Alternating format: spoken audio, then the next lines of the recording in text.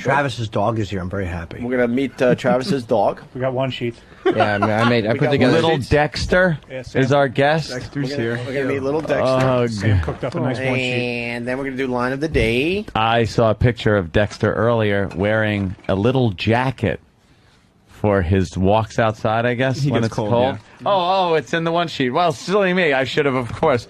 I should have known. You gotta read those when the guests come in. When the guests come in. You're an ass. All right. Well, wow, this is really a lot of... All right, we'll do the dog thing next. How's that? Yeah, bring him in. All right, we had a haircut on the air today, and we're going to interview a dog. And we're going to interview a dog next. Yes, we've lost our fucking minds. It's Opie Anthony. We're going to meet Dexter. He's a puppy. He's a dog. We have a one sheet. Wait, before the big reveal, you can't just walk in with Dexter. That's not how radio works. Where's Dexter? Just walking in with Dexter. Got to give the big setup. Got a one sheet on Dexter. Sam put together a wonderful one. Sam, you want to read some of the bullet points on your one sheet for Dexter? Jim, do you mind if I borrow yours? Not at all, sweet potato. Thank you. Well, this is Travis's booking, so I figured I'd get some fun facts Booking. about Dexter, what he might want to talk about. Where is Dexter going to be, by the way? He'll be on this side. Don't worry. Over there? Yeah. Well, you don't like Hopefully dogs? in the paper shredder. No. I just want to make sure everybody can see Dexter once Dexter comes in. Steve ran in there. He was so disappointed. He said, "Oh, I thought it was Dexter." I misunderstood. Wrong way to. That's okay. They were laughing. Steve Gay That's all that joke, matters. always funny. Yes, absolutely. Well, so Dexter today is promoting being an adorable puppy. Okay. He's a French Bulldog. He is currently teething. Because of this, he loves playfully biting everything. Okay. Dexter gives lots of kisses to everyone. Does Dexter do that? Dexter loves kissing. Why don't you get to the part where Dexter does when he smells peanut butter on somebody's fucking thin legs and small genitals?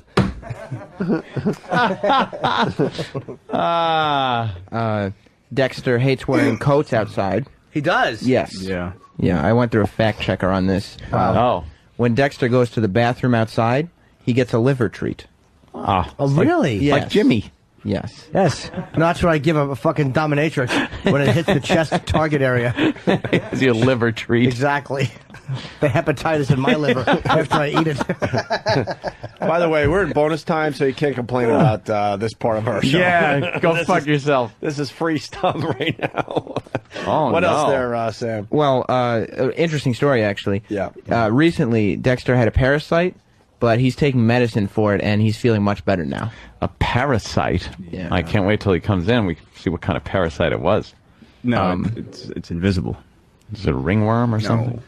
Is it, Just a little parasite. Did you get rid of it? He was licking my face No, yeah, before. yeah, yeah. Oh, there's parasites on you now. I have He's a fine. dog parasite in my fucking intestines. Don't worry, he's fine. Dexter's very cute. Dexter's ears are way too big. No, they're perfect. Way actually. too big. right. Way too big. Let's We'll get the fix that. scissors out. No. What else to say about Dexter? This is amazing. Well, Dexter is specifically playful. Like a lot of people say, it's a playful dog, but specifically Dexter is Well, playful. I'd like to see a demonstration of some of this playfulness. All right, Specifically get me playful some- or especially? Specifically. All right, give me some Q-tips. That's weird. We'll Doesn't see how quite work. playful he is. Specifically It doesn't. playful. I'll stick with specifically. Like what you wrote was specifically dumb. No, especially dumb. Especially. Are we done with the one sheet on Dexter? Well, And he has several chew toys that he enjoys playing with. All right, do we have some... is one a boot? Steel-tipped, preferably. Do we have a drum roll or something for the big reveal? Oh, Yeah, we wow. How about We get to cat meet noises? Dexter for the first time. Hold on. I've already met Not Dexter. necessary, Sam. Did you? Yeah, he and- fucking loves me. Does he? The animal kingdom. Is it a he or a she? Yeah, there's something So about he- the animal kingdom that just loves you. They take to me. Yeah, you should be in a horse video. Horse gag though. The other one looks too uncomfortable. Yeah. Should be in a horse. Bob Kelly actually mentioned that Dexter reminds him of you. Why? I have no idea. He commented on one of his pictures. It's funny because Orca reminds me of him. Hey, by the way, Yeah. Yes. I just want to ask Travis, how do you walk Dexter? Doesn't he, like, pull you around? You mean, no, I have strong legs. Oh, yeah. You're a little small for a big dog like Dexter. Dexter's not a big dog, he's still a puppy. And I have all the faith that I can handle him. You can, huh? Yes, I think so. He doesn't pull you along. No. All right. All right. That's a pretty good gag if you saw how small Dexter was and Yes. how small Travis is. All right. Anyway. Oh, Here's the big reveal. We get to Here's, meet the Dexter big for the first reveal. time. Ladies and gentlemen, There's little Dexter. for the first time on Opie and Anthony. And there is little Dexter. Well, give little Dexter to Travis. Here's Dexter! Oh, there he is. All right. Line of the day. All right, now get out. Why don't you put Dexter on the console so we can all enjoy him There's instead of little- hogging him? All right. Little Just Dexter. don't let him fall off. Because he's rambunctious. Well, he doesn't look specifically playful. He also enjoys eating everything. Does he? Yeah. Can he Well, eat he's apples? teething, so he wants to bite everything. Aw. But we have a How about teething toy. your throat? No, that wouldn't be nice. Oh, you have a teething toy. Yes, we do. Well, he doesn't seem to want to play with Yeah, it. because he's interested in everything else. Yeah. He's an inquisitive dog. He's just standing there doing nothing. I expected this very playful dog that was going to be doing a lot of playful See, there's stuff. some kissing. Well, As mentioned on the one sheet. oh, and the one sheet. Well, let me see. Yes, it is on the one sheet. Kissing is something. Move your head, Travis. I'm Does sorry. it do anything else?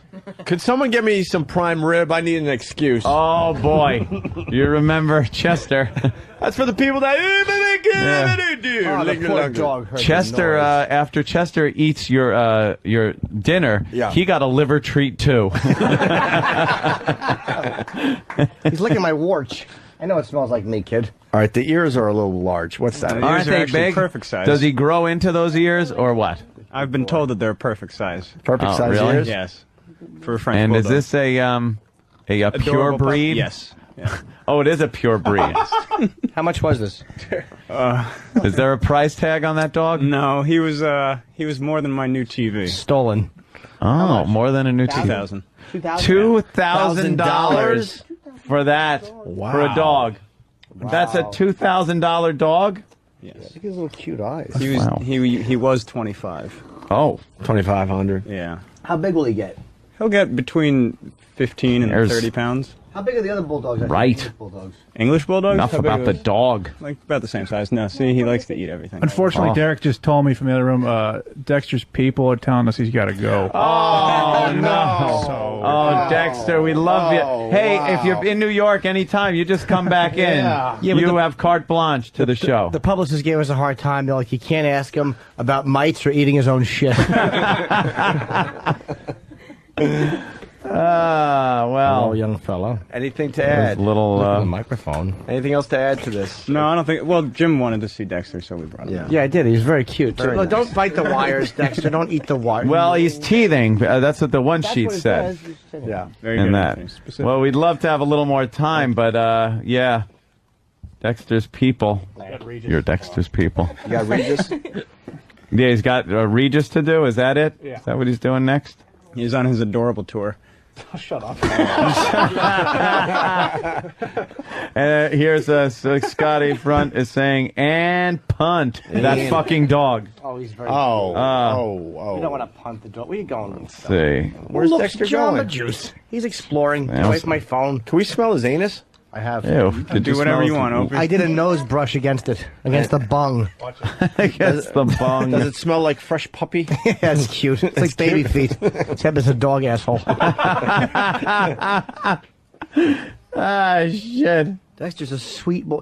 He's a sweet but simple Does boy. Travis like Dexter? Like E-Rock. Travis loves Dexter more than I thought he would, being a cat person. Oh, yeah. Throw So it's really nice. throw Travis under the bus right now. What does he do with Dexter that might be a little awkward to tell his friends? Nothing really. I mean, other than like some severe cuddling. Oh, But it's cute I love and my adorable. puppy.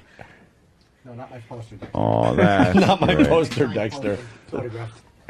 All right. And what's the life expectancy of one of these? About 10 years. Oh, If he good. eats my poster, 5 minutes. So you get to, fall in love with it and hang out with it for 10 years, and then it dies on you. Just You like gotta everything love in life, animals. Anthony. Yeah, Dexter. You know, nothing stays. I know. But oh, look at his little flat face. I know, he's adorable. What See? happened? No, that's how they're made. Oh, Yeah. I thought maybe he ran into a wall. Okay. All right, well. I'm just waiting. Like you said, oh, it's a bonus show. Don't worry about it. Line of the day is brought to you by SkiColoradoNow.com. I'm here. For info on great deals on 26 world-class resorts and up to the minute snow. I'm here. Snow. Conditions, log on to SkiColoradoNow.com. Oh, Dexter's in the pretzels. Look yeah, out. Go ahead. You enjoy. Let me see. What's he doing? Is he toothing? Oh, yeah. Toothing. He's toothing. Aw, Jimmy's feeding little Dexter. Out of his mouth. To mouth. mouth. Yeah, we go. And finally, thanks to SkiColoradoNow.com, here's your line of the day. Breaking his balls. I'm sorry. We scared the dog. All right. Oh. Scared the dog.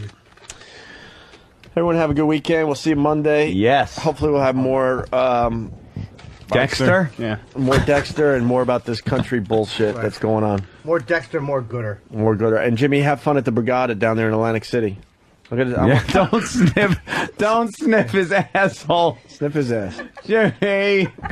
Are we allowed to sniff his ass? No, I don't want to sniff it. 'Cause I know, Go ahead, Jimmy. No, he'll probably force a log out just to teach me a lesson in humility. Do you like your haircut, Jimmy? I do. Steve, get out I of the like way. my new hairdo. It's not bad. It's a new actually. persona for me. Doesn't look bad at all. No, I'm going to get cut as soon as I get home. Are you really? Then shower. And Shayamar? Dexter. All right, we got to get out of here. Oh, Dexter. All right, we'll see you Oh, Dexter. Monday. Monday. Dexter. Have more answers to the Dexter, K-Rock what are you thing. doing, Dexter? And Jimmy will kick ass at the Brigada. Yeah. We'll get all this the Dexter's all over the pretzel. we'll get all the stories on Monday's show. Come here. Say his name to All right, that's how we end. Come here, Jimmy Dexter. just playing with a stupid Oh, dog. Dexter. Yeah, he likes his little head kissed. Dexter's had enough of me. So does Jimmy. Oh, Dexter. All right, let's just get out. Come of here, here. Dexter. So yoga with dogs. Let's squeeze this in before we got to get out. 2 feet. Welcome to Yoga with Your Dog. In a place known more for pets than position, doggy yoga is putting a new twist on this old exercise. I just started to allow my dogs in my yoga room at home with me on my yoga mat, How's your and love I just like, started working them into some of the poses and begin to butter. connect with your breath. Yeah, this is the peanut butter pose. Peanut butter yoga. Right. All right, I'm going to do the full lotus position, Downward facing pig. and you just do the position that's named after you. Yeah, downward facing mommy.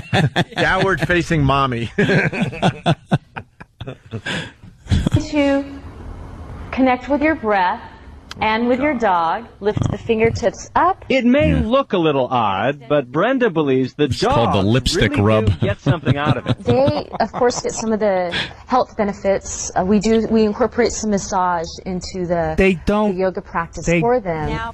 For them. They don't don't want to need be massaged. No. They want a bone. Yoga is about stretching, okay? Yeah. Dogs don't need to stretch. No. Your dog sees a cargo by, he runs off the porch. Has he ever pulled a hamstring? Never. Comes back, Never. one paw on his hip. Oh, Jesus, what did I do? No. You've never seen a dog I'm with a getting pulled too old for this Never. crap. Never seen a dog with an ice pack on his back of his leg. And from dead asleep to full bolting run. Right. And you know who said that? Coach Lou Holtz said that. He like 3 running backs were out with hamstrings, and the trainer tried to blame Lou Holtz. He goes, "Your players aren't stretching enough." He goes, "Man, I had a dog that used to sit on the porch. A car would go by, he'd get up and chase. Never pulled it." Pulled a hammy.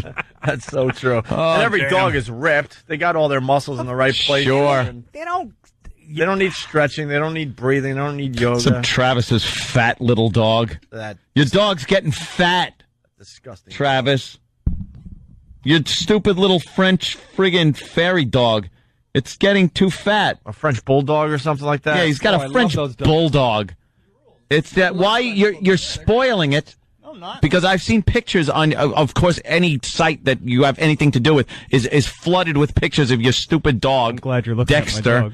and it's getting a little chubby. No, he's actually skinny compared to all the No, others. it's Yes, he not. is. Don't you talk about my dog. Ew. He's so attached Like to you this could thing. actually do something if Anthony attacked you. Don't you hey now, Buster. Well, he was a Texas Look at you. Ranger, I see. Yes, I have my star on. It was given to All right, me. listen, we got to get to the rest of the story. I'm a sheriff. We're supposed to be off the radio. Yes, this is present Your news. dog stinks. I hope it dies. Yoga practice for them. Now we do some stretches for them as well. I'll stretch your neck, Incorporate them you into dummy. many of the poses. It may not be what yoga founders had in mind, but if doggy yoga catches on, contorting with your canine may become to a the four-legged step iteration. to enlightenment. If your dog watched that story and wants to go to the yoga class, we certainly encourage your dog to go. Don't let your dog drive, though. Very dangerous. Drive your dog to the yoga class. Next one is on Sunday. They shouldn't be allowed to be called the news anymore. No, he was really trying to be funny, wasn't he? Dog can lick himself. He's well stretched. Yeah. You know what I'm saying? Yeah, the second you can do that, you don't need yoga anymore. Your dog can do it. Exactly. I don't know if I could say that. Oh, that, All right, Nick, it's to Good you. dog. And by the way, Travis, fuck the Canadians. Whoa. Fuck Dexter. They Wow. both suck dick. Thank you. That's not nice. Fuck the Canadians. We're doing well. You mean they're all doing of well. them or the Yeah. team? No, his mom's doing a good job with that. Oh my God. Ow. Ow. I don't dine with whoremongers. Oh, poor Travis.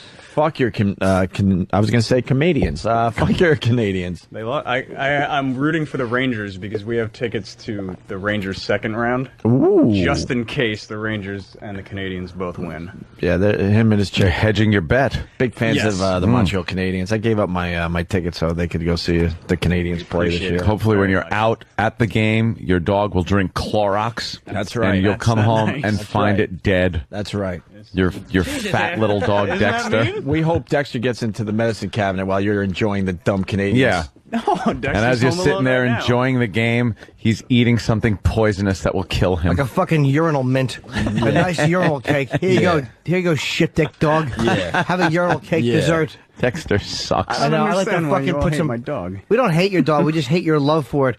That fucking little roly-poly. You know what Dexter is? It's a fucking wet bag of shit. Yes. With ears. With ears With and a huge cock. donkey ears. Oh. Do you know what Travis did earlier? This wasn't even for the show or during the show or anything. He put a video up of Dexter barking at a turtle in his house, and Was E-Rock scared? I don't mean appearance. I just mean work ethics. and he was smiling like, look at his smile. It's adorable. He can't look at Dexter and not get this big faggoty smile on his face. You're trying to set the world on fire with a cute pet video, aren't you? Oh, I don't think I need to try. You're not in the enough, running. not enough animal fucking videos on YouTube, huh? You're putting Dexter through hell because you want to have the next cute pet video that is viewed by millions of people. I like to see a snapping turtle removing his fucking loudmouth paw. Then we'll see a fucking big, 80-pound turtle just ripping that fucking paw off. Yeah, you don't think that turtle might have been a little scared? Yeah, so your love for the no. dog transcends the love of the turtle. Jack Bauer the turtle is not scared. Jack Bauer the turtle, you are a flaming homosexual. Oh, you named it after Kiefer? Of course. Oh, his character? Yes. Hey, so what does this video go anywhere? I see a turtle walking away really slowly, No. and Dexter kind of being curious. It's the same thing. Travis puts up videos of Dexter barking at things. Watch, There's a it's whole Any series. dog would do this too. His own reflection, a Stitch figure from Lilo and Stitch. By the way, you're in an apartment? Yes. Oh, I'm sure the neighbors fucking oh, you cock. If I fucking lived anywhere near you, I'd kill the dog. No. I'd wait, I'd kick the door in and choke the dog and leave it hanging on a string on your shower it's a curtain. dog-friendly building, so... What? Dog-friendly. So it's sleep unfriendly. No, the apartments are nice and spaced away Oh, from are each they? other. Yeah, I'm sure the wood floors doesn't drive the neighbors nuts. Yeah. Down below. Just hearing. Yeah, you got your chum Dexter running around chasing a turtle. I want to see As Dexter. they're trying to sleep at night. I want to see Dexter barking at Gamera and get fucking stepped on as those fucking flaming turtle legs spin the circle. Gamera. How the fuck did Gamera fly with fire turtle legs? The fucking asshole Gamera was. Didn't it spin around? Fly like a helicopter Fucking on the 4th guys, of July helicopter. Cunt Gamera was. I got to completely Camera slow sucked. down the show because I cannot ruin this line I'm about to read from Stephen S. from Bayshore. Stephen S. I got to focus. I got to get my reading skills in order here. Stephen S. from Bayshore writes, Travis taught Dexter to bark at turtles because they look like yarmulkes.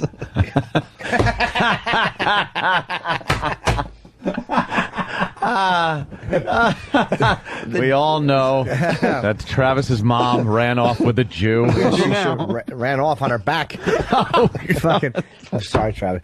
But Don't you know say what? sorry to him. He deserves I don't every ounce of this. You know why the fucking dog was barking? I understand Dexter speak. He was going to the turtle. I give Rich Boss back his hands. Give Rich Boss back his hands.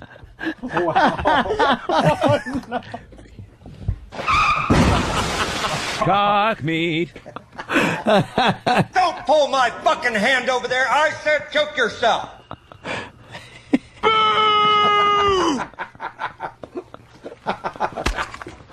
I'm breaking your balls and you right away you're getting fucking fish. Wow. That's terrific. That's terrific. Oh boy. That was yeah. A little wordy, Jimmy. Yeah, a little bit. Oh. All right. Good evening. Oh, fucking idiot. Oh boy. I'm a fucking idiot. That that hurt. No! All right. We're going to move on now. I hope so. Yeah. Well, I got more videos if you want to watch them. No.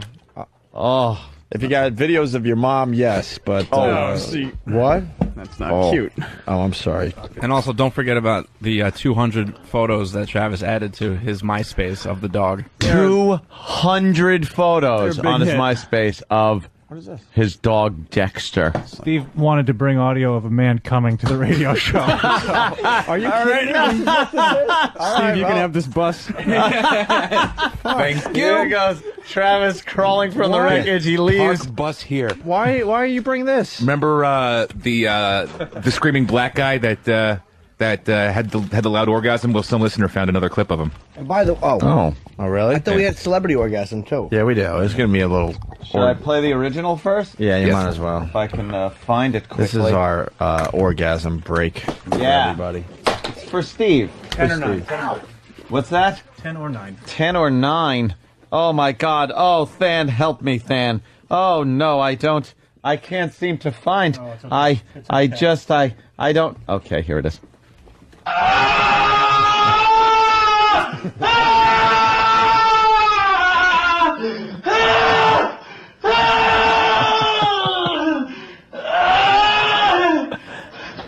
Hello, fuckface. Did you come? And we got a new clip from that guy. Yeah, new clip. And you couldn't wait to get it in here, huh, Steve? Not at all. Oh, yes. Hello. Oh, yes.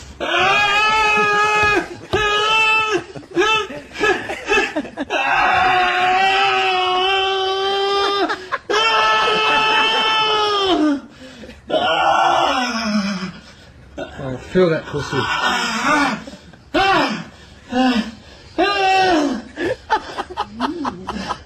Maybe this camel died.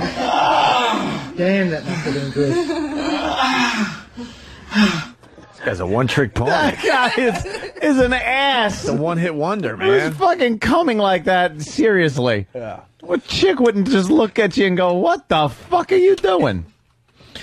Ba, ba, ba, ba, ba, ba, ba. Oh, okay. So, Wow. celebrity orgasm. Wait, Yeah. Yes, Jimmy. is it? I think I know who it is. Do you know who this one? Can you guess this one? What? Oh, I'm coming. Hey, there's an Arab in the kitchen. Travis's mom? That was Bobby Kennedy.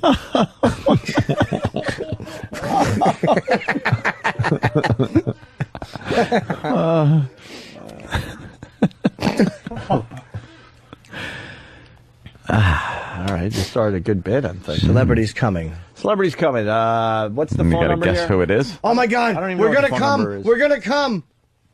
Oh, that's what's his Herschel name there? Walker. Herschel Walker. Herschel. Very good. We're gonna come. Okay. Oh, yeah. Don't do it. Oh, there, right there, right there, right there, right there, right there, right there. No, no, no, right there, right there, right there, right there, right there, right there, right there, right there, right there, right there. Oh yeah, oh yeah. Oh yeah. No, no, no, no, no, no, no, no, no, no. Is that Lindsay Lohan? I actually saw this. Who is it? Little Joni Cunningham. Ew, no. Erin Moran. Wait, is there a porno with her? No, it's fake. It's from Celebrity Fit Club. Well, then what the fuck was she doing? Fucking. They were having a dumb little party, and she decided to do a fake orgasm for everybody. That is so unsexy. Absolutely. Don't yell out fucking directions like that. I know. Right there, right there, right there, right there. All right. No, no, no, no, no, no, no, no. Right there. No, no, no, no. Jesus. I'll just punch you in it. After Happy Days, when her and Scott Baio branched off and did Joni Gives Chachi a Brown Shower.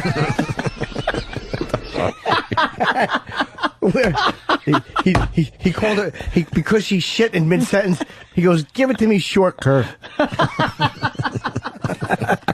Short curve. Short curve. Oh, God. Call her chocolate cake. It's awful. And then they would use a Glad baggie. Tom Bosley would kill her a Glad baggie and clean off Scott Baio's face. It only lasted 4 episodes because it was the same thing every week.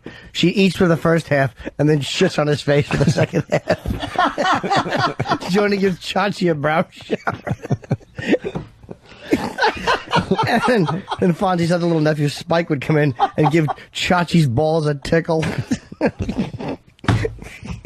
Remember Mullet Leather Tuscadero? I'm a dyke. Oh, fucking Jimmy. Stupid Ron Howard. He's fucking bald by season 3. Had enough of him. We get it. You're a director now. Fuck yourself. Marion Ross actually had a clit ring. Did you know that? She had a big meaty clit with a ring on it. It looked like Ed Bradley's ear. Except not black with cancer.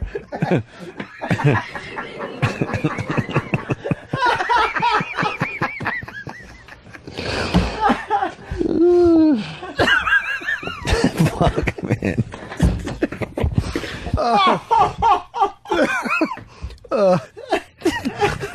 Holy shit. Fonzie was fucking twins as usual. They're both 4. Fucking dogs. Imitate. Hey. Yeah, the twins are coming over. They were just fucking. Yeah, crawl around. Jenny Piccolo farted a cum bubble. right into Chuck's mouth. That's why he had to leave after season 1. Because he took a cum bubble in the mouth and no one respected him. They were like, you're a cuckold, Chuck. He's like, no, I'm a basketball player. Like, beat it, cuckold. He moved to Milwaukee to act out rape fantasies with Laverne DeFazio. She wanted to be raped with a Schlitz bottle.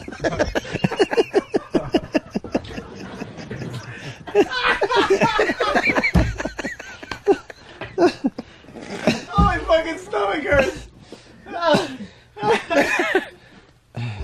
Could work for work in there sometime. Oh. Remember, Robin Williams starred on Happy Days. Don't forget about Ralph Malph. Oh, I forgot all about him. Right. Oh. Ralph Malph's father was a dentist, actually. Yeah. And he got Potsy in the chair, and then with his mouth open, he just fucked Potsy's mouth. Mr. Mouth. Gave fucking Anthony Williams a mouthful of jizz. Take that, you crooning faggot. Then sit on Al Molinaro's nose. Fuck yourself with Al's nose. Why did Al leave the show? And then what was his name? Pat Morita. Pat Morita with his little Asian dick. That's right.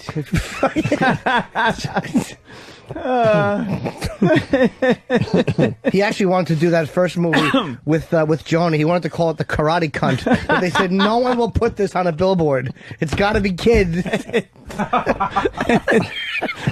It's him karate chopping her clit. He keeps going, hey-ya, and she's like, ow. Dickie Punchcock from Whackbag writes, Pinky Sock Tuscatero. He gave her a pink sock, Cunningham. And really fast about banning shirts, we should mention that today in the paper, Gary Bettman, NHL commissioner. You like this Gary Bettman there, Travis? No idea who he is. I have no idea who he is. Ask your wife. See if you should like him. She'll tell me what I think about She him. would know, and she would give you. Can we get her on the phone? Yeah. She knows way more about hockey than you do. Oh. She has to teach you. And I'll have her call. And Maybe Dexter can talk on the phone. And I hope she throws you under the bus, because I know she's teaching you the rules of hockey. I told you that I've asked That you is- questions. That is really, really awkward. Why? Sad, kind of. It kind of sad. Kind of gee. God bless her that she knows hockey so well, but Of course, she shouldn't be Canadian. teaching you. It's the law. Should I learn on my own? You should fake it. Should I Wikipedia hockey? Well, that would be a start. But talking about hockey. Faking the fact that he likes girls. Why? Just yell icing all the time, no matter what's going on. Icing! Icing. Talking about hockey and shirts they're banning. Gary Bettman is banning the Sean Avery shirt. You remember Sean Avery from the Rangers? Yes. Who was doing that move in front of, was it Brodeur?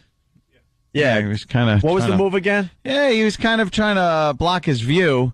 Going face to face. As people are firing pucks close to 100 miles an hour at the goalie. Back of his head. He's face to face with Brodeur, and he's waving his hands and stuff in the air. And Distracting the goalie, trying to block his view. Yeah. Look, I hate the Rangers. Mm-hmm. I hate them just as much as I hate Chauncey Hayden. No way. But Sean Avery, you got to give it to him. I think it's brilliant. Yeah. But then they made a rule that you're not allowed to do that in hockey, right? And now people have started wearing these shirts called the Avery Rule. Avery Rule number 16. And then there's a hockey stick across what I just read to you, basically saying, you're not allowed to do the Avery thing anymore. Yeah. Well, now Gary Bettman has banned these shirts from being printed or whatever. Why? Because they want to take all fun out of sports. Bunch of faggy Out of everything.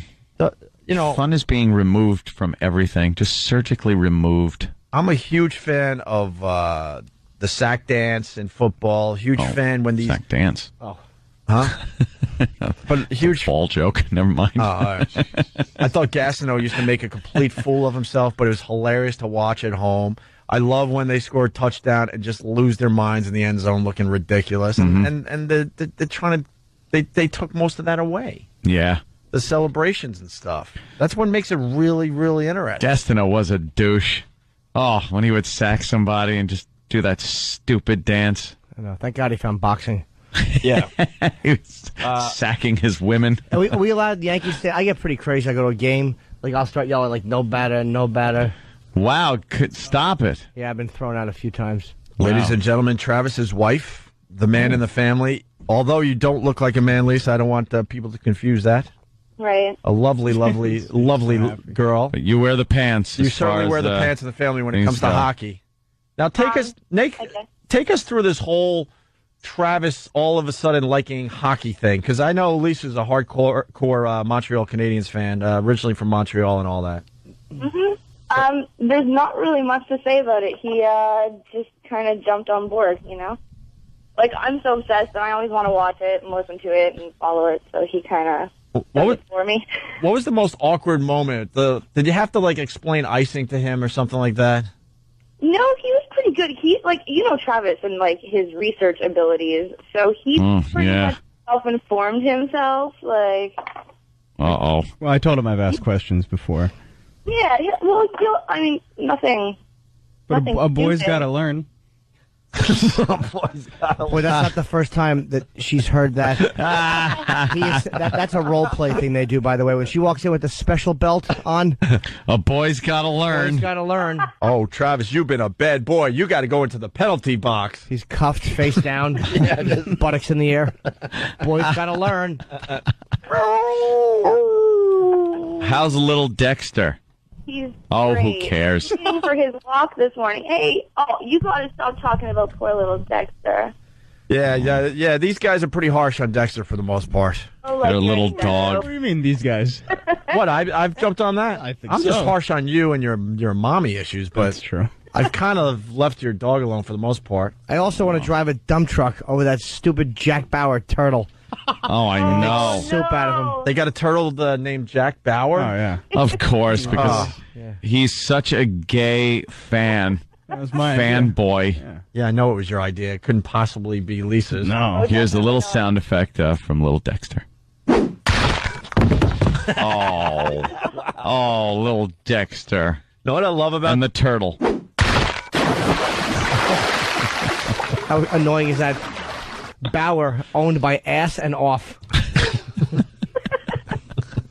What I hate about this cute couple though, they're attempting, and so far they have failed miserably, by the way. Mm-hmm. But they're putting up videos of Dexter onto YouTube, hoping it's the next animal sensation video, The big sensation. the big cute animal video that everyone in America is going to watch. I hate to tell you guys, quantity doesn't make up for quality. Right. You guys are pimping out your little dog. No, like I've said before, we don't make him do adorable things. He just does them himself.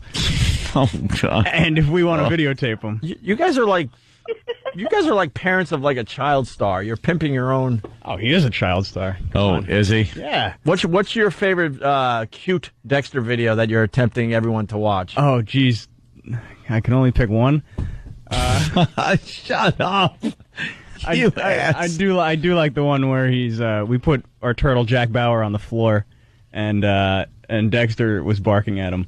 Most of these videos involve Dexter barking at something. So a dog barking. Wow, that's really going to take off. It was adorable, though. Do you check the views every day? And it's up to it's up to 34 views, Lisa. I didn't check the views until a couple days ago, but they're getting into the hundreds. You should see how many rounds I could put through his ears. Yeah.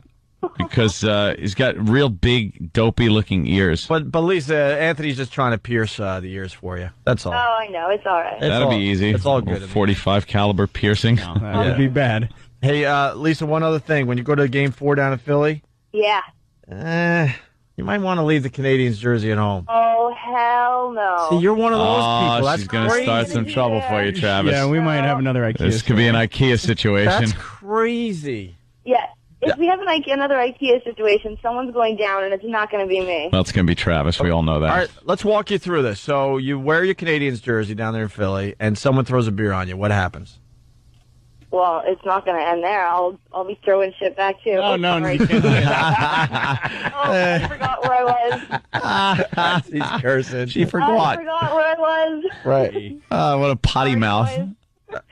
Well, after you get the attention of all the security guards in the area, as Travis is trying to figure out what to do for you. Travis is going to be putting out fires all over the place. I'm sorry. She's drunk. I'm sorry. I don't. She'll be drinking because it's Wednesday night, so I have to drive. Because it's Wednesday night. No. Wait, I can't.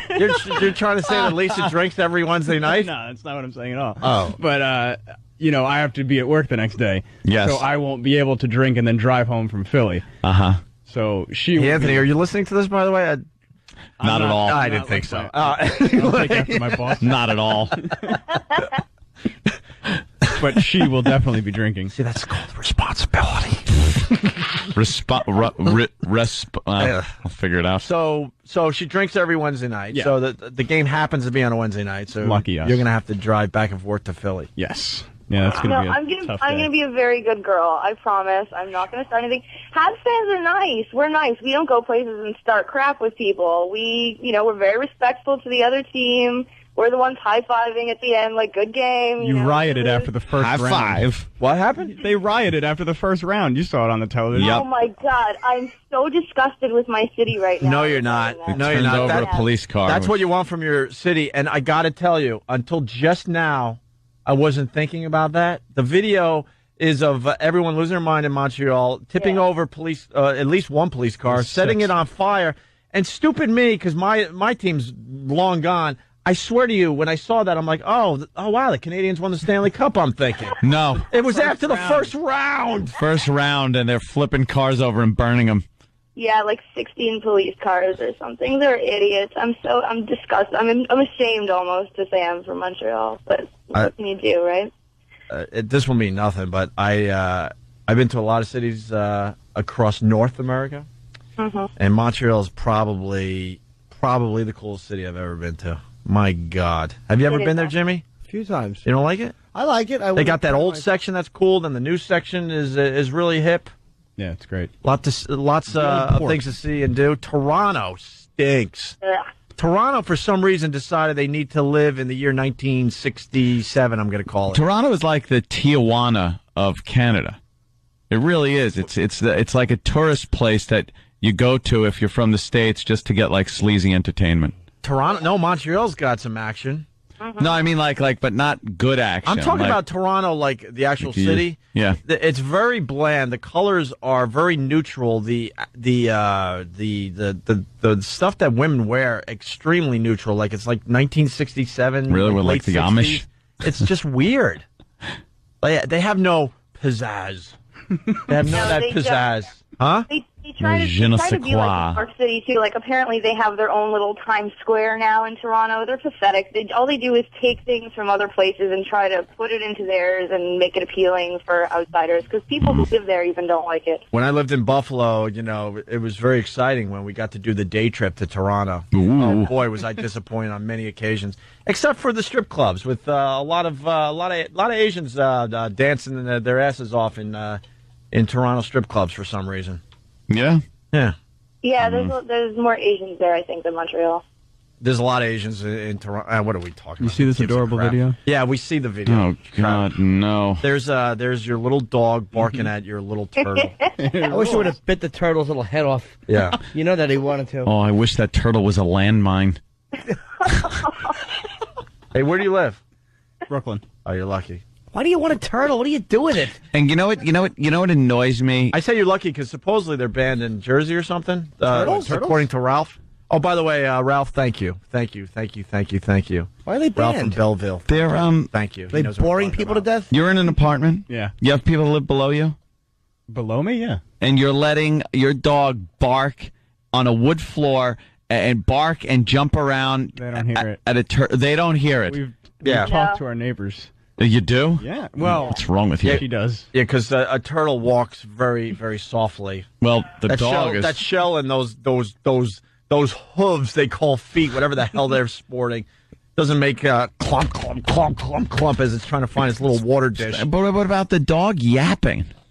No, Kathy doesn't hear it. Kathy lives under us, and she's a sweet old lady. We live in a generic unit, or a geriatric generic. Well, really? That's why she doesn't hear you. A lot of old people. Old people in there. Kathy also thinks that you're her long lost daughter. My granddaughter's come to visit. Shut up. Kathy stinks. Yeah, we don't like Kathy. Literally. She thinks Tidy's dirty. Kathy lays on her back with her feet up in the air, waiting for a changing. Yeah. Yeah. Stupid turtle.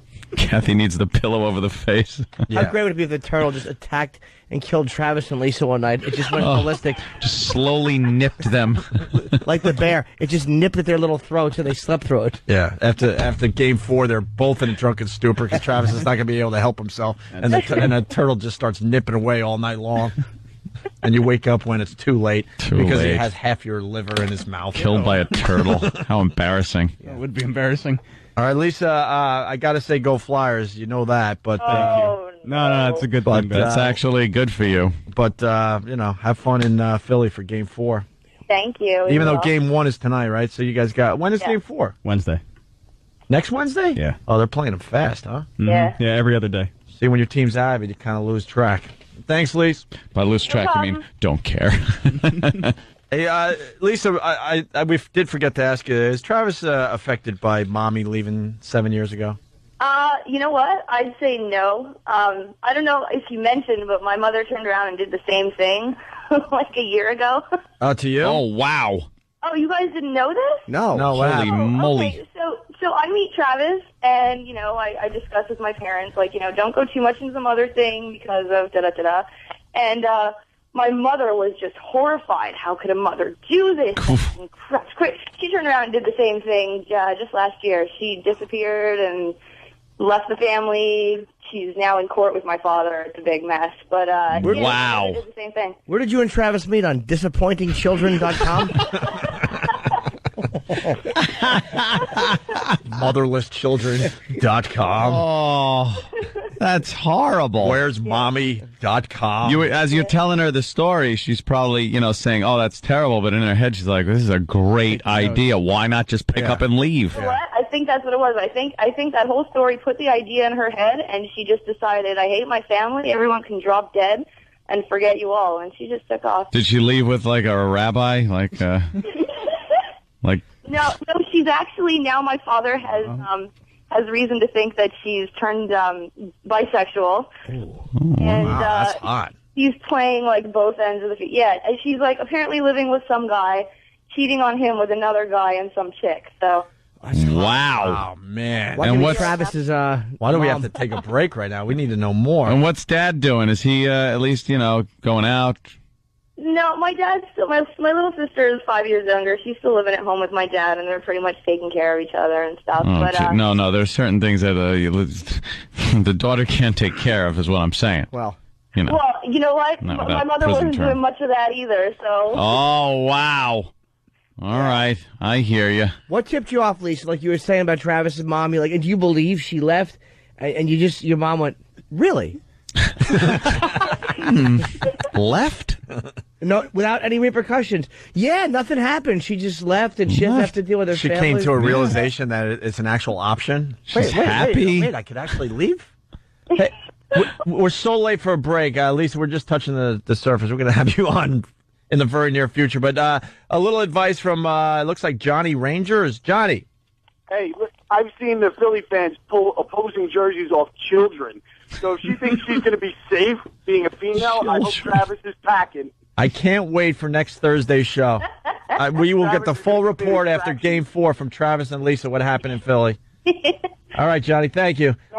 Oh, sorry. And Lisa, we got to let you go. Thank you so much. Yeah, no problem, guys. Take care. Thanks. And Travis. What? Another great Dexter discussion. Oh, great Dexter discussion. Wait, hold on. You can visit Dexter's dog book page on Facebook. No. Oh, yeah, no. He doesn't have a dog book. Yeah, no. Oh, he does. Yeah, you are. My chick made it. What do you want? No. You're involved in this. I know you are. Did your chick also post 175 pictures over one weekend of the dog? 175 pictures. Yeah, that was me. Yeah. Why? Because they had been sitting there for 4 months, and I said, hey, I don't have any 173 more than you should have. 2 pictures of the dog. Here it is, small. That's it. Here it is, bigger. Yeah, one picture of the dog smiling and one picture of him, taking care of business. And then his urn, ashes in an urn years later. Where is he now? Up there on the mantle. Here's your update. He's in an urn. Travis wants to say something before we leave. I'm not reading this shit. What? Travis wants to. He has a big announcement. Oh, fuck. Oh, I thought we were doing this next week. What are you... What? What's your announcement? What's your announcement? What is it? It's Dexter's birthday tomorrow. That fucking little shit dog of yours. Talk about wanting to shit on something and step on it with steel boots. What are you doing for his birthday? Well, we might have hats. His and her peanut butter. Is it? Do you know other people that own dogs that are coming over for the party? No. Well, what about a cake? You get a cake for the dog? He has dessert. What kind of dessert? It's this. I don't know. You have to. Sam just point blank threw a big rolled up piece of paper right at the side of Travis's face. Sam's jealous because he's not invited to the party. No. So what do you give this fucking dog for dessert? I don't know, because my wife bought it the other day. What is it? Is it a cake? Little Is it cans of, like apple cobbler for dogs? For dogs? Yeah. What about dinner? You said his dinner is something special, too. He might get some steak. Dog eats better than me. I bet you Travis shits in a bowl and that's what the dog gets.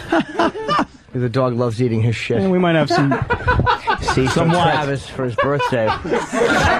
Wow. Somewhat, Travis. Some presents, maybe. What kind of presents would you get Travis? I hope he's not listening. I was just going to say, You said Travis. You said what kind of presents would you get Travis? Travis. I said, what kind of presents would you get, Travis? Oh, okay. I don't know how to speak the punctuations. Maybe. Asshole, exclamation point. Wow, way to hurt feelings, colon, half a parentheses. That's my frown. I was sad. What's the present, Travis? We're trying to get lined up. My present is a gorilla that may sound like a gorilla when you. Oh boy! squeeze him. All right, I think we should have left. Yuck. Sounds like a gorilla when you squeeze it. What does it say? I'll be at Caroline's on Friday. And there's some presents that I don't even know about. Surprises. Surprise presents. Yeah, because you'd rat out to the dog what they were. Oh, yeah, I'd give it to him now. Yeah, I bet you do. Yeah. Oh, that dog is an abomination. It's awful. It's all fat. And it's fat and ugly, and its asshole is always on display. Like on display and all puckered, ready for action. Yeah. Ready for you to squeeze out a shit or rub on the carpet. Fantastic dog. It just doesn't have a long tail to cover it. So when it's sitting on the couch, yeah, its asshole is touching the couch. He's a very clean asshole. It doesn't. It's a dog's asshole. So then when you lay your head down maybe on the couch, you're laying your face right where dog asshole was. What do you think? Right. What do you think? A few minutes go by and it magically cleanses itself? It's fucking dog asshole on your face. He's very clean. And he likes to sit on my pillow a lot, too. Oh, God damn. And then that yellow oozy shit that comes out of a dog's dick hole every so often. What the fuck is that? No idea. What is it? Every dog's got the clap. And who would you rather sit on your pillow, Travis's dog or Julie? Travis's dog. We'll bring him over this weekend. Wow, that one was way too easy. Thank you, Travis. Yeah. Can we do one of the day and get the fuck out of here? Yes. Enjoy your doggy party. We certainly will. You're all invited. Yeah, well, don't I hope the expect me. surprise gives the dog a fucking heart attack and it just tips over like a frozen lump. like a scared lamb. Yeah, one of those fainting ghosts. Yeah, fainting ghost. Fainting ghost. Boo, I scared myself. Yeah. And also, boo for that awful joke. Boo. The ghost is fainting. A ghost his size would have trouble dealing with fear. Wait, E-Rock. What? You can't take that. Yes, I can. That's not. You gave that away. That has instructions. Yeah. If that asshole's telling you to give this away, who's that asshole? Well, Whoa! Oh man! You see that, Sal? Sam, was right. Got hit in the eye with that shit. Whatever the fuck it is. Your nose. Wow. Whew. E-Rock is. Who is he talking about? He's talking about Greg Opie Hughes. Is this another scenario where something is meant to be given away and Eric's taking it back? Well, whew. Eric, you are not happy in there, huh? Whatever. You want me to tell you what happened, Sal? Definitely, of course. All right, so I was just told, and Eric, this is legit. I heard it too. You heard it, okay. Yeah. On his way out, I was told I have two, on Opie's way out, here on After Opie and Anthony Live today. But first he said, who wants it? I was told that I have two very special prizes to give away. So you can call up if you want, 866-WOW-1-WOW, and we can figure out some way to give them both prizes to the person who deserves them the most. The first prize is, of course, dated April 8th, 2013, completed Greg Opie Hughes Sudoku puzzle, signed, successfully completed. During Scorch? Probably, while the show was on. Yeah, he let Scorch and PFG TV do the heavy lifting. And while that was going on, Opie was able to complete an entire Sudoku puzzle. And the really nice thing about these Sudoku puzzles is that they come with extra laughs, because Sudoku is located right on the funny pages. Ooh. So you'll get a little Zitz, Jumpstart, Hagar the Horrible. There's even, what's down here? Red and Rover, Doonesbury. All that complete with the Sudoku puzzle. The second prize, and this is the prize that was just very aggressively thrown back in my face, which I don't understand. It hit your eye. Yo, how come? I apologize. It wasn't supposed to hit you in the face. I was just throwing it back over to you. You're just showing your aggression. That aggression wasn't meant towards me. No, it wasn't meant towards you. Because the second prize is a gift intended for Opie's child. Purchased by E-Rock. It's a John Cena headband and wristband set. Yeah, the little kid thing. It's not a kid thing. It's a full-size adult thing. It was in the kids section. This is the shit that John Cena wears. A kid? Did you think a kid's head was that big? It was in the section of the store with all the kid clothes, so I thought that's what it was. Apparently, E-Rock decided to get Opie some John Cena C-Nation merchandise for his kid. How much is it? And Opie left it here with the specific instructions that this is to be given away.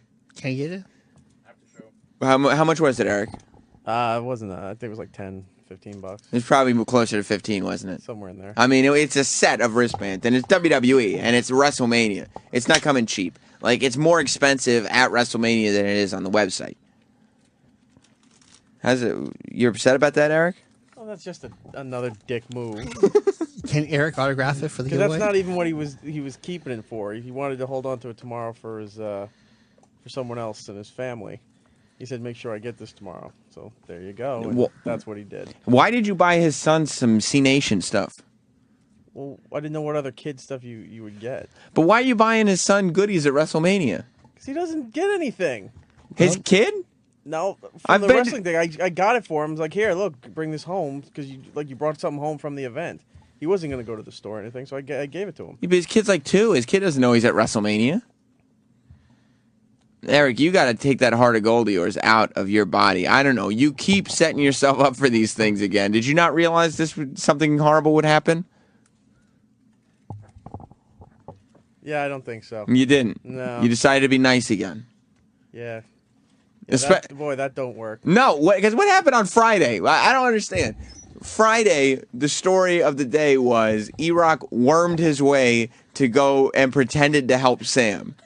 And that story was the story that was put on the air by who? The guy that you just bought C-Nation gear for. Hustle, loyalty, respect. It says hustle, loyalty, and respect, Eric. Now, I have never seen you hustle. You're a loyal guy, but I'm going to tell you this. Not that Opie obviously has no respect for you because he's taken the gift. Although the other wristband says you can't see me. So maybe that was the problem, that you went to give Opie a gift for his kid, and he simply couldn't see you. I find that hard to believe well, don't worry about what that's based on. But I do find it difficult to believe that he couldn't see you. How do you feel? All right. All right? Yeah. You're a little perturbed, aren't you? He was pissed. He was pissed, wasn't he? Yeah. He still is. It's that moment where you just realize you're like, fuck. I look like an asshole right now. You feel like an asshole? No, not that. I think you just feel screwed. Do you feel like an asshole, Eric? Once again, something is being given away, so yeah, I don't learn. Like a dick, right? Yeah. Like the Islander picture. That's true. I mean, yeah, this is the guy that you gave the Islander poster to. Yeah. You're always trying to get somebody something. It's one thing if it's like a special thing and he's like, "Oh, I want this." But it's another. It's strange to go up and be like, "Hey, Opie, I found some John Cena shit that I just purchased. You can give it to your kid." And he's like, "What?" What do you think of all this, Sal? I think it's hysterical. Why? Well, the thing is, Eric is genuinely a really, really nice guy. Well, I know it says hustle, loyalty, respect, 10 years strong. Because Eric is very generous and stuff like that. But he's, I don't know, man, just oblivious sometimes. He's like that. He's like he's a beaten. I think he likes it. Yeah, I was thinking the same. I think Eric kind of likes it in the end. He's a dog whose owner just keeps kicking him in the legs and putting cigarettes out on him and pouring buckets of piss onto. But the dog keeps coming back because he's like, maybe today he won't throw the bucket of piss on me. And then he goes, "Come here, boy. Come here. Come here." And Eric goes, "Oh, he sounds like he's in a good mood today." So Eric comes running over, and guess what happens? Zip. He gets it's a bucket, oh, Sal. It's a full bucket, and what he does is he spends every day pissing in a bucket, and he lets it collect. And he goes, "Come here, boy. Come here. Come here." And Eric goes, "Oh, yeah, cool. I'll bring my John Cena stuff that I just bought for your kid." And splash! Bucket of piss. I think maybe is it something that Eric's trying to relive in himself? You know, like buying Cena shit? I think Eric had a wonderful childhood, didn't you, Eric? You got all kinds of goodies when you were a kid, right? I grew up in a good household. Yeah, you grew up with a well-to-do family. Yeah. You wanted for nothing. I liked my parents. Yeah. Yeah. No, I don't think it's anything like that. I think... No, I was buying for another kid, and I picked those up along with it. I was like, oh. What'd you buy for the other kid? For my nephew. I bought him some Cena stuff. Kids love Cena. Mm-hmm. I think E-Rock would really like to have a relationship with Opie that's deeper than what he has. And so he does nice things for him. For instance, and I didn't have a problem with him doing this, but I mentioned on the show today, I had an extra parking pass for WrestleMania because I was not going to drive there. I was able to take a bus that had a police escort. So I didn't have to worry about that. And so... I asked you. And so, right, so I picked up my parking pass.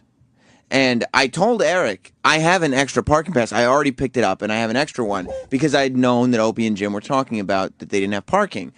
And Eric said, let me have the parking pass, and I'll give it to Opie. And I said, great. You know, it makes my life easier. If you want to be the one to go and find Opie and give it to him, then you go do that. You know, perfect. Sounds great. And so, and he did. And he took the pass. And then he went out of his way because he already lives in Jersey, and that's where the show was. Wait, he came to the city? Yeah.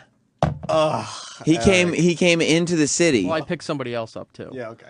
He came in. Shut the fuck up, Sal. You weren't even there.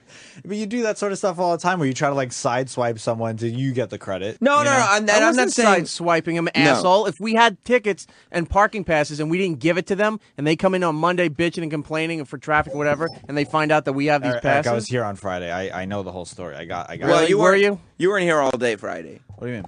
You're a little late, little tardiness. Just about 15 minutes late. I heard more like 45 minutes late. No, I got here at 5:45. Yeah, that's. I guess that's kind of. Most of us get here at 5, so we'll go 45 minutes late. Okay. So most of us get here at 5. But no, I don't think Eric wasn't trying to sideswipe because he wasn't being secretive about it. He was like, but Eric probably wouldn't say it. Only if he was asked, like, "Hey, where'd you get this pass from?" You know, then he would say it. Well, I mean, and again, I don't care. I don't need whatever. Eric does that sort of shit. It's annoying. What? It's just like you would do that sort of thing. Like you'd be very secretive, you know? There was no fucking secret with it, Sal. It was if we didn't let him know we had a pass, and then Monday came around, they were bitching about it, we would get shit on for it. I just asked him, I'm like, you have an extra pass, we should give it to Ope. That was it. Has he ever done something like that to you, where it's like maybe something you did and then he put his name on it, type of thing? Because that's what you're kind of... Yeah, well, I mean, Eric used to give me a lot of his work, and then I got to a point where I just told him I'm not. Yeah, because I was told, give Sal something to do. And that's what I did. And because stuff was delegated to you, you go, I ain't fucking doing your work. No, what are you talking about? I did it for months, and then I just realized I have other priorities I got to work on, so that's it. So I went on to other things. Eric, how come you were told to give Sal something to do? When we hired him, I was told, what can we give Sal? What do we have to give him? But, like, what is that? I don't understand. Like, for me, it's like nobody tells me, nobody would ever say, hey, you need to find something for Sam to do. Because I'd be like, I'm fucking busy right now. Why are you taking time out of your day to find something for me to do? I'm doing shit. Like, how come Sal needed something to be found for him to do? He wasn't doing anything?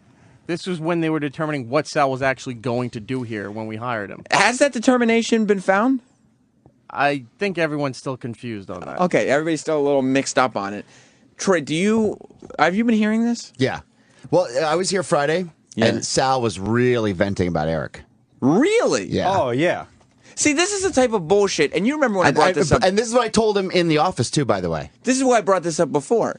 Eric's not around. We're not on the air. We're doing whatever. If he doesn't have to be responsible for his words, he's all talk. Oh, he was livid. Okay, you want an example? I'll give you an example. No, well, explain why you were upset on Friday. Because, Eric was relaying all these messages that I needed to give to the interns on Friday, when it's like, Eric, you have their number, you have all their contact, just do it yourself. Why does there have to be a middleman to only complicate the situation Because I was told when I'm not going to be here, it had to be relayed, everything that needed to be taken care of to everybody else. So that's what I did. And I do that every time if I'm not going to be here. Why would you just because you don't want to fucking do anything because somebody tells you something. That's not the case. If you're still boss of the interns, regardless if it's a Monday or a Saturday. But I'm not here. But you're numbers. Here. So why would you relay the message through me? That's only going to further. It's only going to take whatever Eric, you want done earlier. Do you think Sal has a problem with delegation?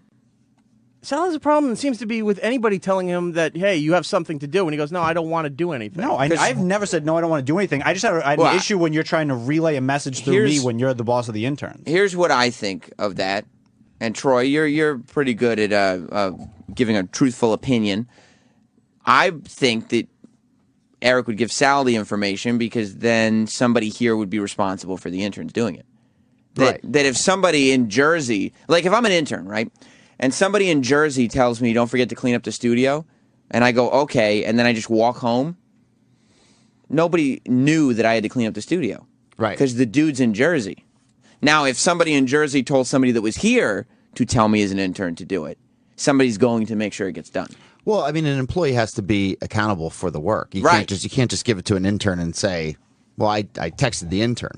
So the employee's got to be accountable for it. Eric, it was all well known that Eric was coming back later that day. And it was Eric was doing the countdown, right? Yes. Yeah. So you know, my question, if I was Sal, would be like, well, you said you're going to do it, so why don't you just do this? I'm working on this other thing.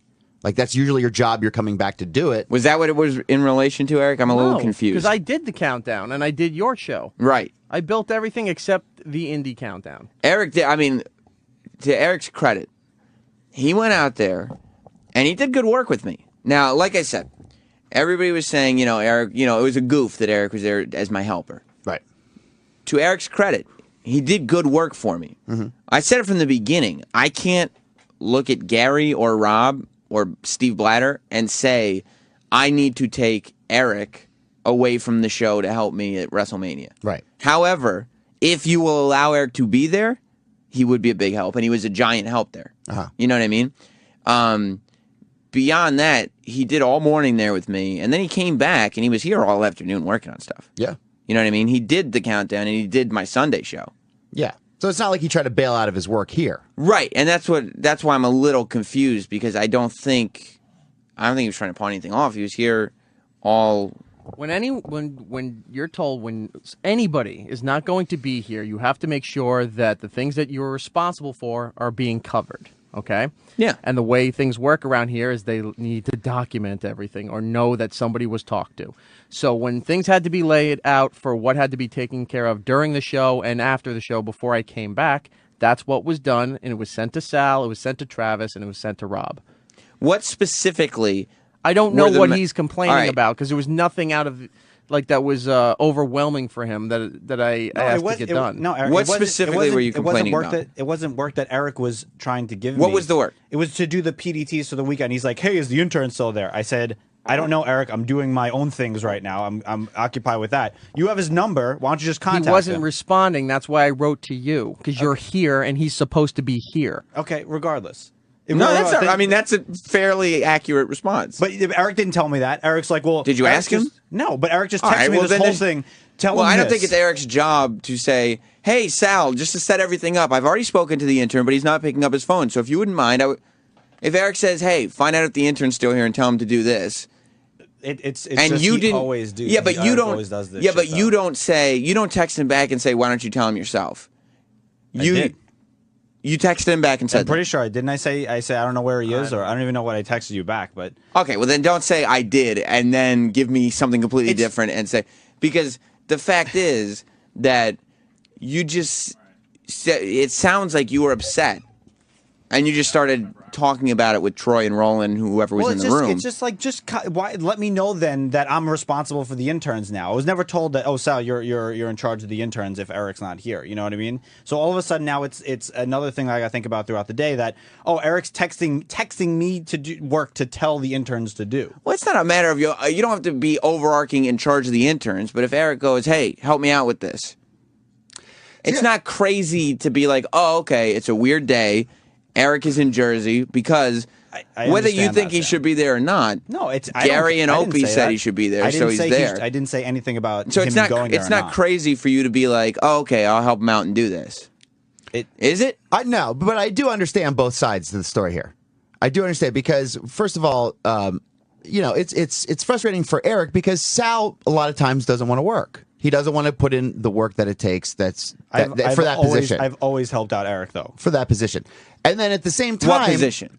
For the associate producer position that Sal has. Right. Meaning the guy who sits there and is like, yo, I need this cut up. I need this, like grunt work. Grunt work. And he's low man on the totem pole, which means he has to pick up a lot of the fucking bullshit that we've all had to go through. Right. Every one of us. So it's now his turn to do it, and he doesn't want to do it. So I understand Eric being frustrated on that end. But I also understand Sal with his frustration with Eric because I've worked closely with Eric in Sal's position. And Eric does do stuff that's just kind of like will pawn off work just as much as he possibly can. Do you feel that's what you're doing on Friday, Eric? No. You weren't? Not at all what I was doing on Friday. And I'm not saying it was Friday, but I just do understand where Sal's coming from sometimes. I have the text here. Okay, what does the text say? So throughout the show, I was coordinating with Sal on various things. Stuff that had to be given to Sal, your voice tracks, stuff like that. And then after that, I said, did Alan leave? Because he wasn't picking up the phone. I didn't tell Sal that part. I just wrote to him, did Alan leave? Okay. Alan wasn't picking up his phone. And he said, he's doing something for Troy. So that means he's here. Okay. So I said, here's the PDTs for the countdown, which means the pad data, the stuff you see on the screen for those listening. Give this to Alan to do the PDTs, which is also what I said in the email the other day that I would provide this for the intern to do. Fine. And he just writes back, call him. I don't know where he is.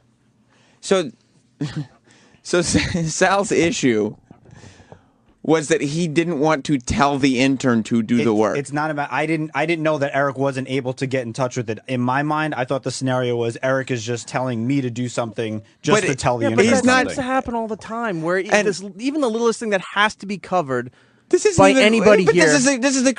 It's not even real work. Yeah, it's just. All you had to do was go tell the intern to do it. I honestly, I didn't know that Eric couldn't get in touch with the intern. And this goes This goes back to the original thing that started this, where he was complaining about the emails I sent out. The email was to cover the bases, so not only that the stuff that I wasn't here for could be taken care of, but everything for the show, the channel, whatever, until I got back was being taken care of. So how is that being a pain in the ass, giving you work and being irresponsible? The email you sent, I understood. Like I just were complaining that started all of this. Do you have so much on your plate? That, like you said, you're busy concentrating on everything. Is there so much on your plate? No. That you couldn't walk up the hallway? I interpreted it as Eric was pulling a power move to make me get. He's got more power than you. No, but Eric does this sort of stuff though. He does this sort of like where he wants you to just show that he has power around, just to make you do shit, just to inconvenience. Guess what am I doing to inconvenient you? It's just I get that I just get that feeling from you sometimes. I get that feeling where you'll assign me something that you could just easily do yourself, have it handled quicker, but you want to give it to me just because you can give it to me. Yeah, but you know what? When Raw Dog ran the Louis C.K. segment from the other day, Thursday, because I can get him as a guest. Okay, what? from Thursday's show. Louis was on Thursday, right? Yeah. So Rob comes up to me and he goes, hey, Raw Dog's going to run this segment. He goes, can you voice it? I go, of course, yeah, I'll host for Raw Dog because I've hosted for Raw Dog before. And he goes, okay, yeah, we can just cut out this part and start from there. And I said, no, I'm not going to edit it. Like, I can edit it. It wouldn't take me long. I know how to edit, but I'm not going to because I spent a lot of time editing and now I'm not going to do that. And so it was pawned off probably on you or somebody else. Yeah, I did it. But that makes sense, though. But then how come Eric can't be like, just go find the intern? No. It's a different scenario there. Something like that needs to get done quickly, expeditiously. It needs to happen right away. But then Eric will give me something that it's just part of his routine that he usually does throughout his week or whatever like that. It's like, just do it yourself. I'd like to continue on the other work that I'm working on. What specifically, though? Because all I hear specifically is this thing where you didn't want to go look for the intern. No, it wasn't that I interpreted because you're watching drumming videos. I apologize that. I apologize for that. I thought Eric was just trying to be an asshole to me. That's all. Don't apologize for it because you'll do the same thing again. You don't apologize for it. What do you mean I'll do the same thing? You don't think Eric was being an asshole? Do I think? I didn't know he wasn't able to get in touch with the intern. Therefore, at that moment in time, yes, I did think. But then why wouldn't you have asked him? What's up? Why wouldn't you have asked him? I told him. I said, call the intern. And he didn't write anything back, so I'm assuming he just wasn't calling the intern. Yeah, but don't you think that's a pain in the ass text to get from somebody who is your subordinate? Yeah, we were pulling down. Remember, I was the last one there with the internet feed because they were wrapping everything up because I had to send everything out. We were putting together 4 shows from the Izod Center. We had stuff on our plate. I'm saying. And I'm writing him. I'm not even thinking of the fact that to say, oh, I called Alan, he's not picking up. But when I just said, did Alan leave? No. He's doing something for Troy's. Okay, so he's there. Here's the PDTs. Can you make sure he's doing this? Give him a call. I don't know where he is. Yeah. And what he was doing for me could have easily been on hold. And I wasn't saying that whatever he's doing for Troy isn't important or any of that stuff. The thing that for me if Sal's in the office, and this is the whole thing, it doesn't matter what anybody was doing, because I heard the text that you just read, Eric. Yeah. I don't understand why you would respond to Eric and say, call Alan, instead of just calling Alan yourself. Yeah, I just thought Eric was trying to be an asshole to me. That's the only reason why. You always think that, and that's not the case. But that sounds like you're being an asshole.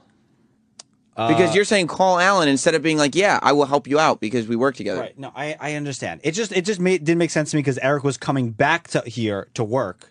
So I didn't realize that he was trying to give the intern the work earlier then so that he wouldn't have to do it when he got there. You know what I mean? But I said that in the email also the day before I left that the intern was going to do the PDTs once Sam and I finished everything. I don't understand any of it because I don't understand why it would be any more complicated than I understand. Oh, let me just go call Alan. In retrospect, I have a greater understanding of the situation. Now, this is crazy to me. I know. There's nothing here.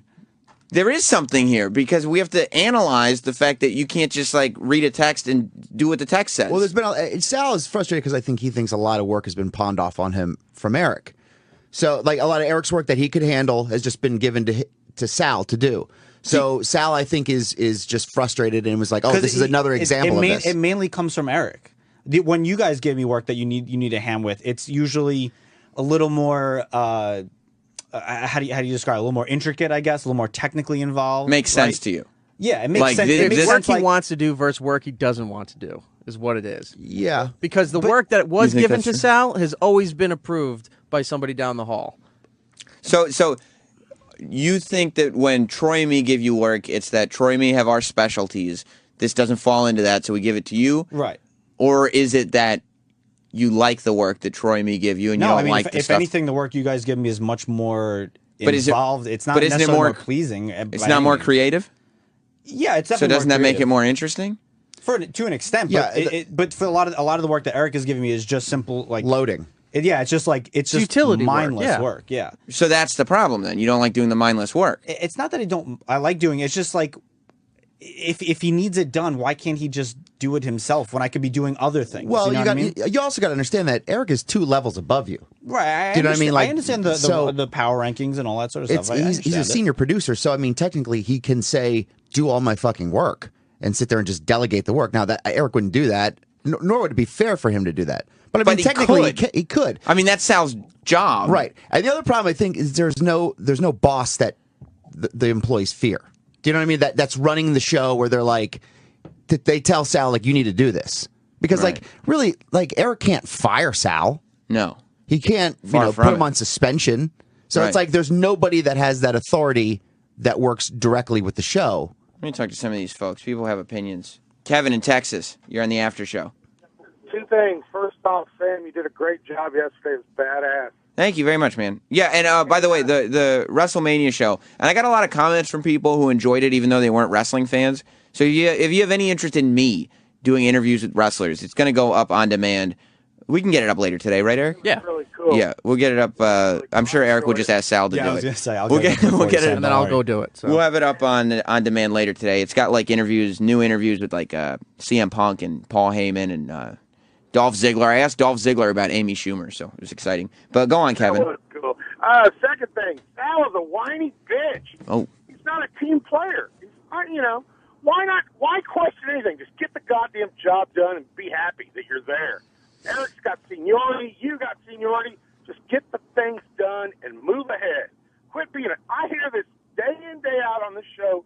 Sal's always the whiny bitch. What about that, Sal? What about just get the job done? Yeah, I'll do that. And get it done properly. Yeah.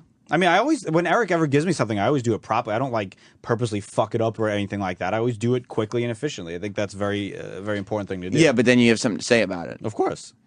Well, I mean, that's part of it, though. Like, I'll just stop bitching about it then. Well, no, it's not a matter of just don't be vocal about it. It's a matter of if you have reason to complain. If you think you have reason to complain about tasks being given to you, then by all means complain. I think the issue is whether or not you actually have something to complain about.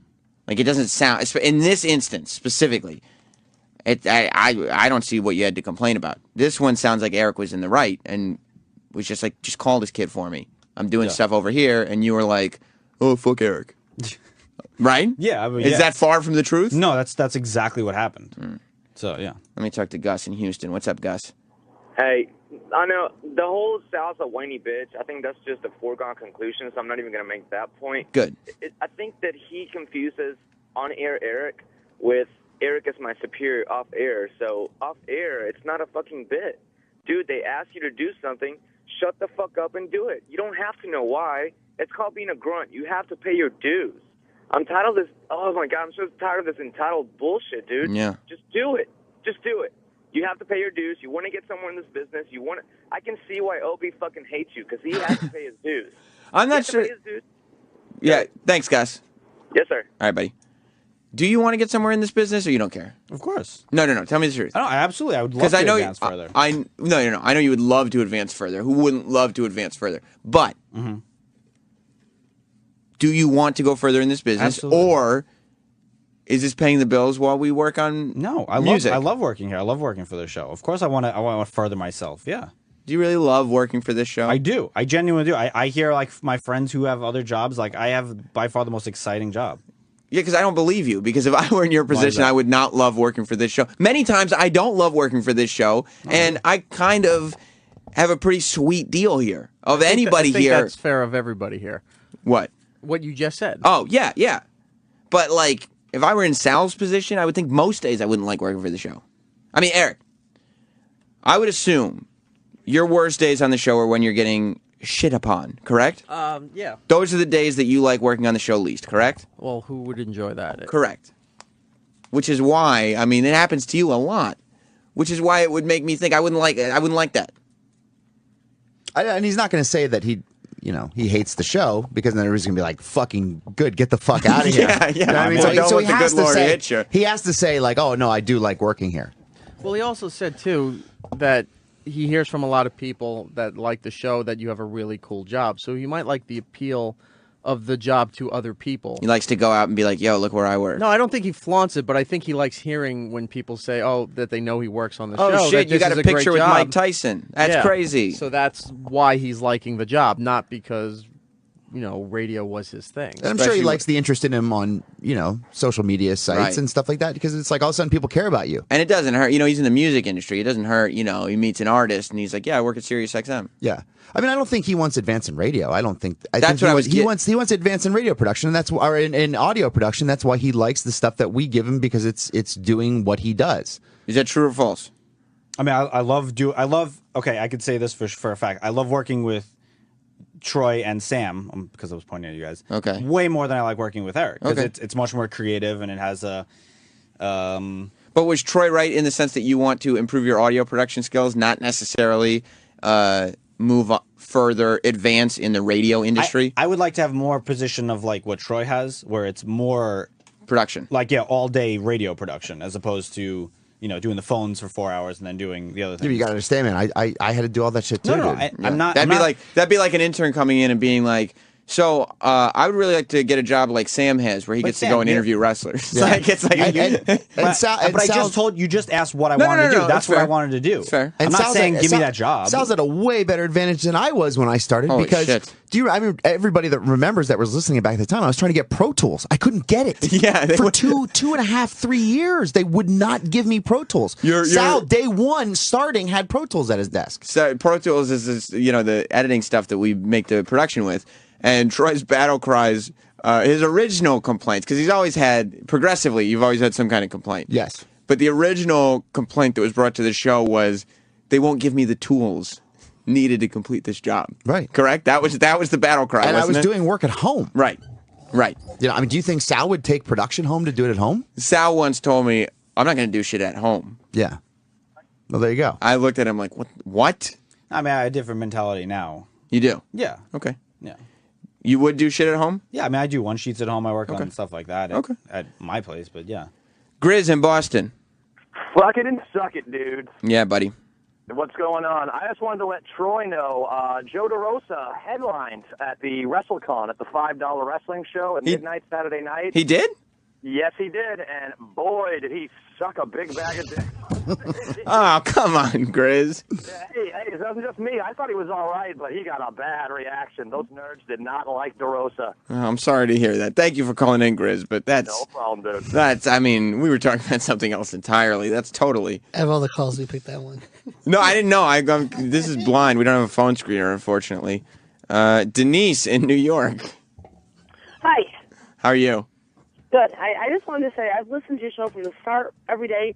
I love it. Thank you. But it's getting to the point that it's every day self-complaining. It's not that he doesn't want to do mindless work. Right. He doesn't want to do any work. I don't know why you keep him around. I really don't. It's tough to fire somebody in this. It's day and really age. hard. It is. It's even harder just to move him to a different position. You know what it is? It's because it's lawsuits. It's people are afraid of wrongful termination lawsuits, and you know, Sal strikes me as the type that would possibly complain to parents and sue a company.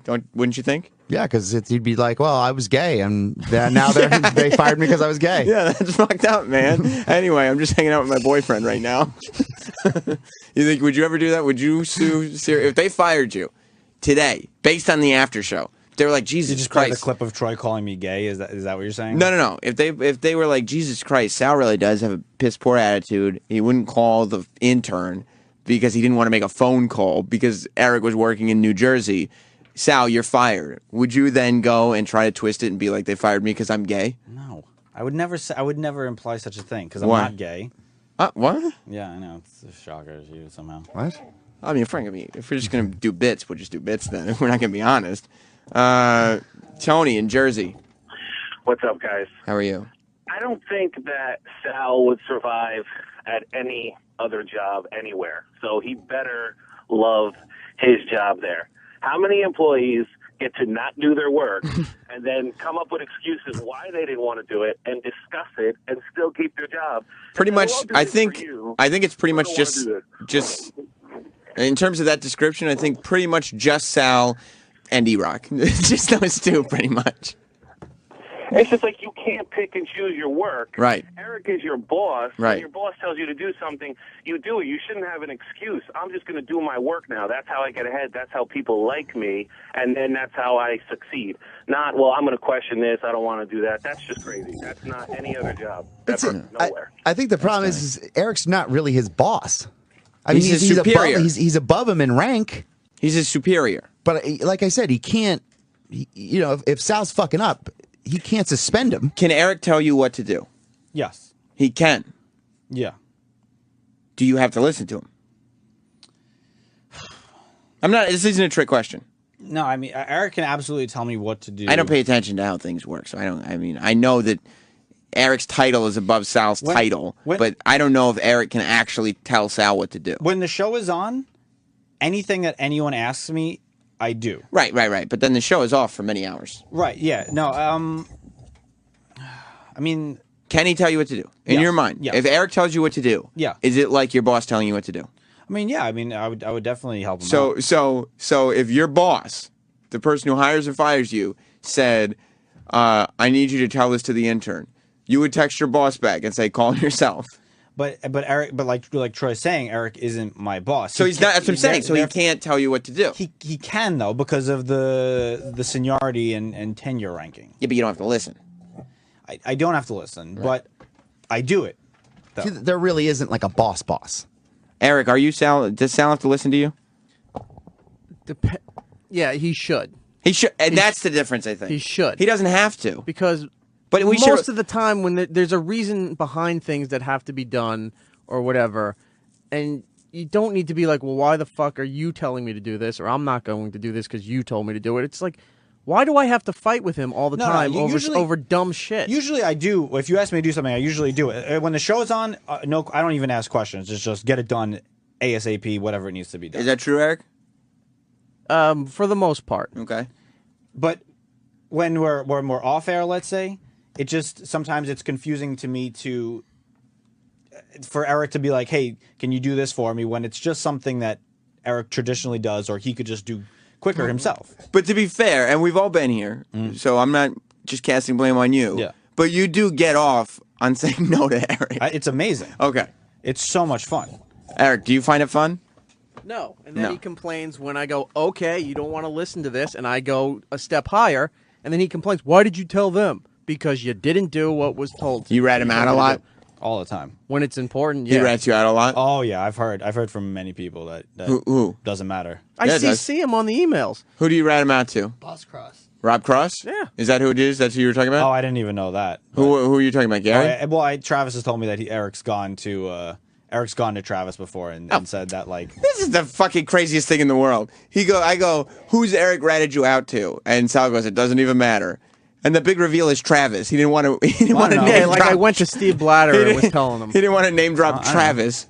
Travis, I hope you're not mad at Sal back there in the office. No, because when there's an issue and I tell some of the bosses, they said, "Did you talk to Travis yet?" And it's either yes or no. So I have to. So the chain of command is I have to go to Travis, and then after Travis, it goes up. I know that. I think it's so fucking weird, isn't it, Troy? It's just bizarre. It's just like sending this person to here to there. Nobody wants to be the boss. Nobody is the boss. You know what happens?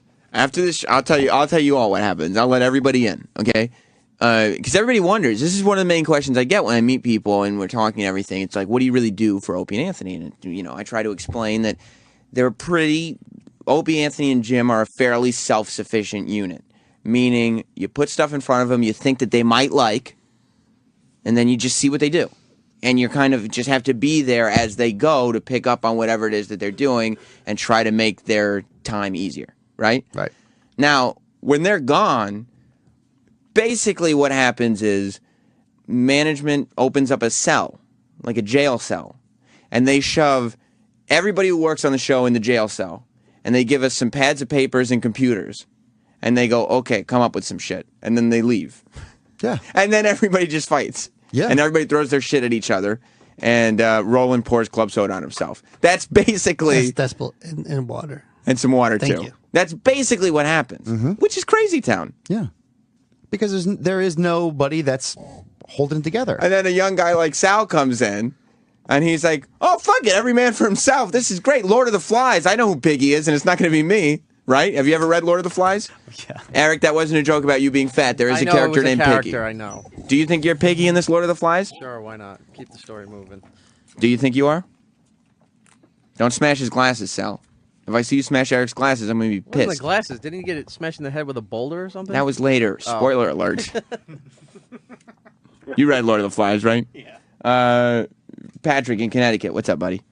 Hey, Sal, you seem like a decent guy. I kind of identify with you because you had a kind of a upper class upbringing. Well-to-do. He wanted for nothing. Yeah, well, and there is a stigma when you're raised like that of, well, technically I don't have to do this because in the end my parachute is much larger than most people. Right, you got that big golden parachute. Right. Unfortunately, what Sal doesn't realize is that big golden parachute is just weighing him down to the ground, just rushing him quickly to the field. That's absolutely true. I struggle with that too. But I recently started a year and a half ago in real estate, and I worked for this big shot in Fairfield County.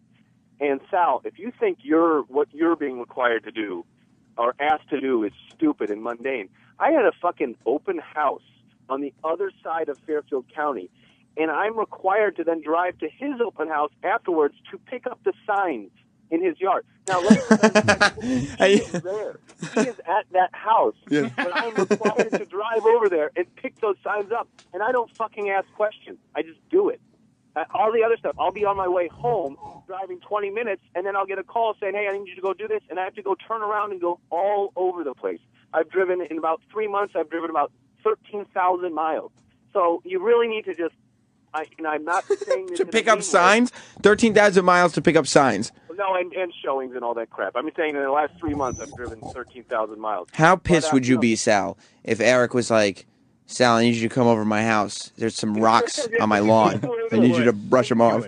He would. Yeah. Eric would do it?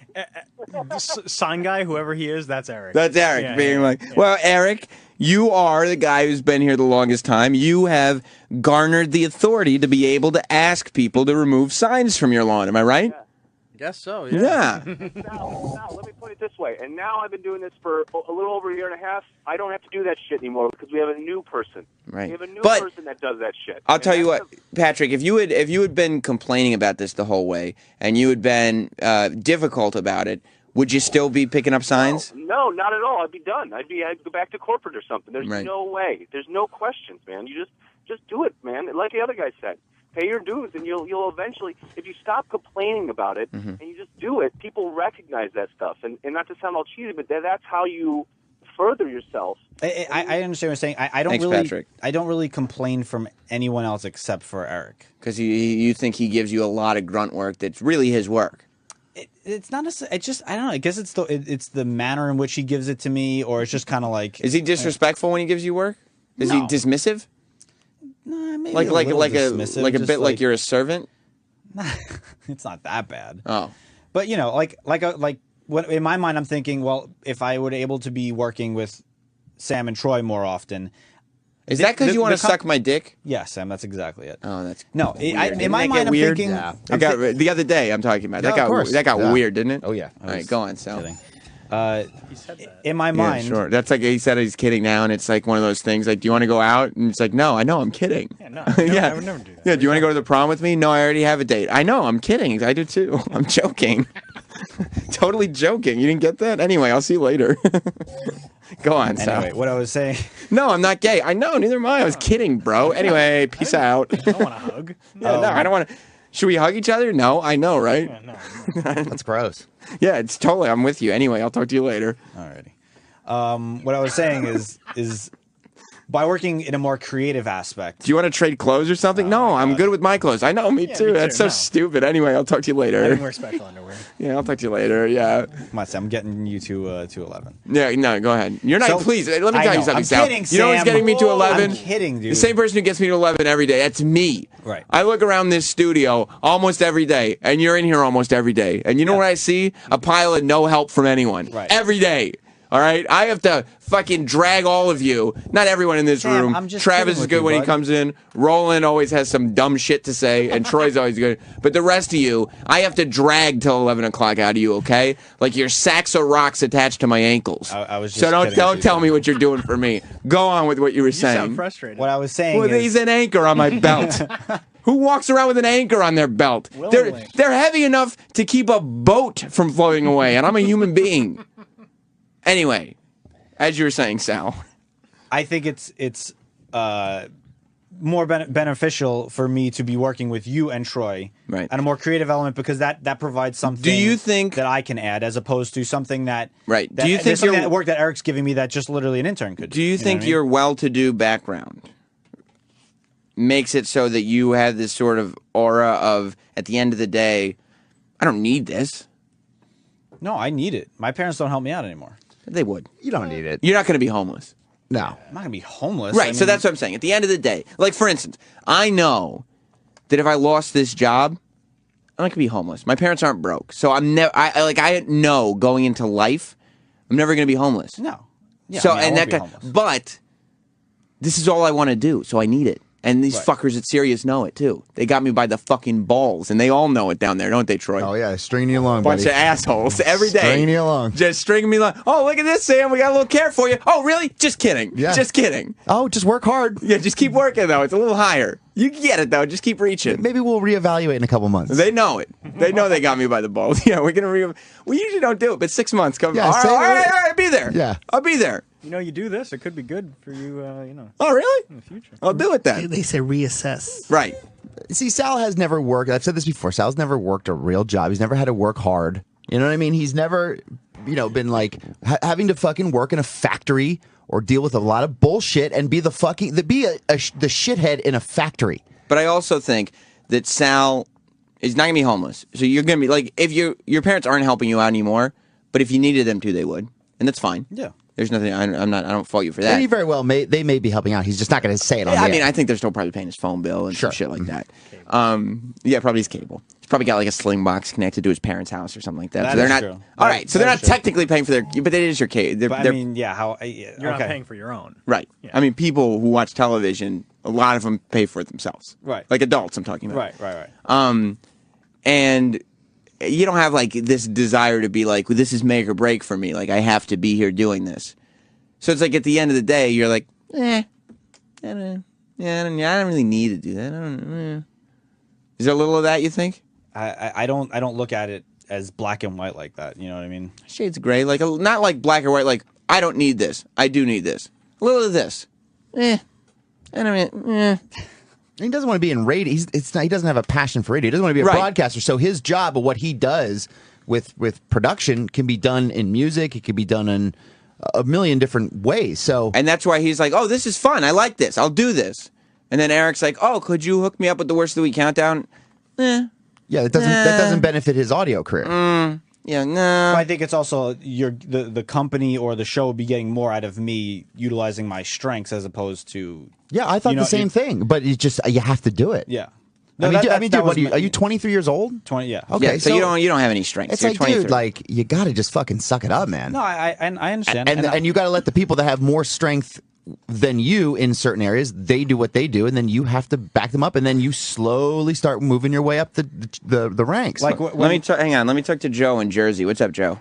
Hey, how you doing, guys? Good. By the way, great show yesterday. Amazing job. Thanks, dude. All right, so listen, I manage people and have for years. It doesn't matter what you're doing, what you think you're strong in. At the end of the day, whether you end up in radio, whether you move on, people are going to remember your work ethic, and it's garbage. The only thing that should come out of your mouth if someone, like Eric says, I need this done, is yes, and when do you need it? That's it. There are no other answers to this. Period. Hey, Joe, do you want our Sudoku C Nation prize package? That'd be awesome. All right. I got these too. And do you want? Actually, no. I'll take those. I don't have ticket stubs. He sounds like a nice kid, and you know, and I mean, I don't know him, so you know, I can't think personally of it, you know, but it is pretty common that most young kids coming up, and it doesn't matter what field they're working in, is that there's zero initiative to this. And you were describing earlier that you would take on these tasks at work without asking to be told to. And he's taking it even to another level where someone's telling him this. When he's, Yeah. Not only is he not like being like, yeah, I'm just going to start doing this, but he's actually being asked to start doing it. He's like, that's not for me. That one's not for me. People in my business will look for something very specific. Like, I'll just compare it to radio. You know, they want to know what radio experience you're having, what radio experience. They're forgetting the very basics of, how about just a responsible human being to start? Right. You know, and then we'll throw in some radio stuff on top of it.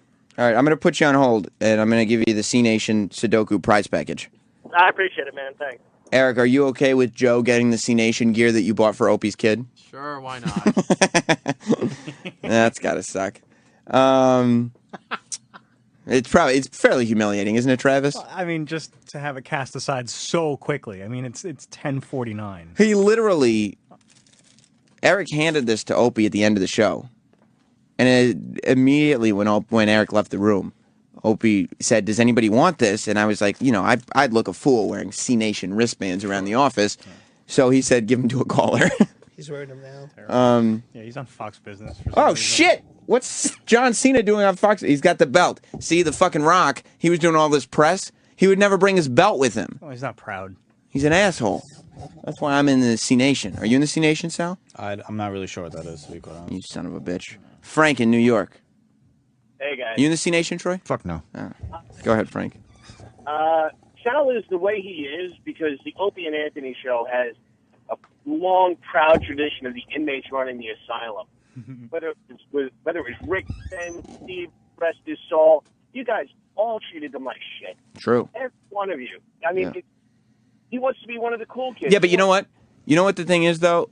At the end of the day, with all those people, even with Steve got it the worst on the air, but Steve could tell us to do things, and they would actually get done. Oh, yeah. There'd be a lot of ball busting, but... A lot. But they would get done. There was no, like I would never...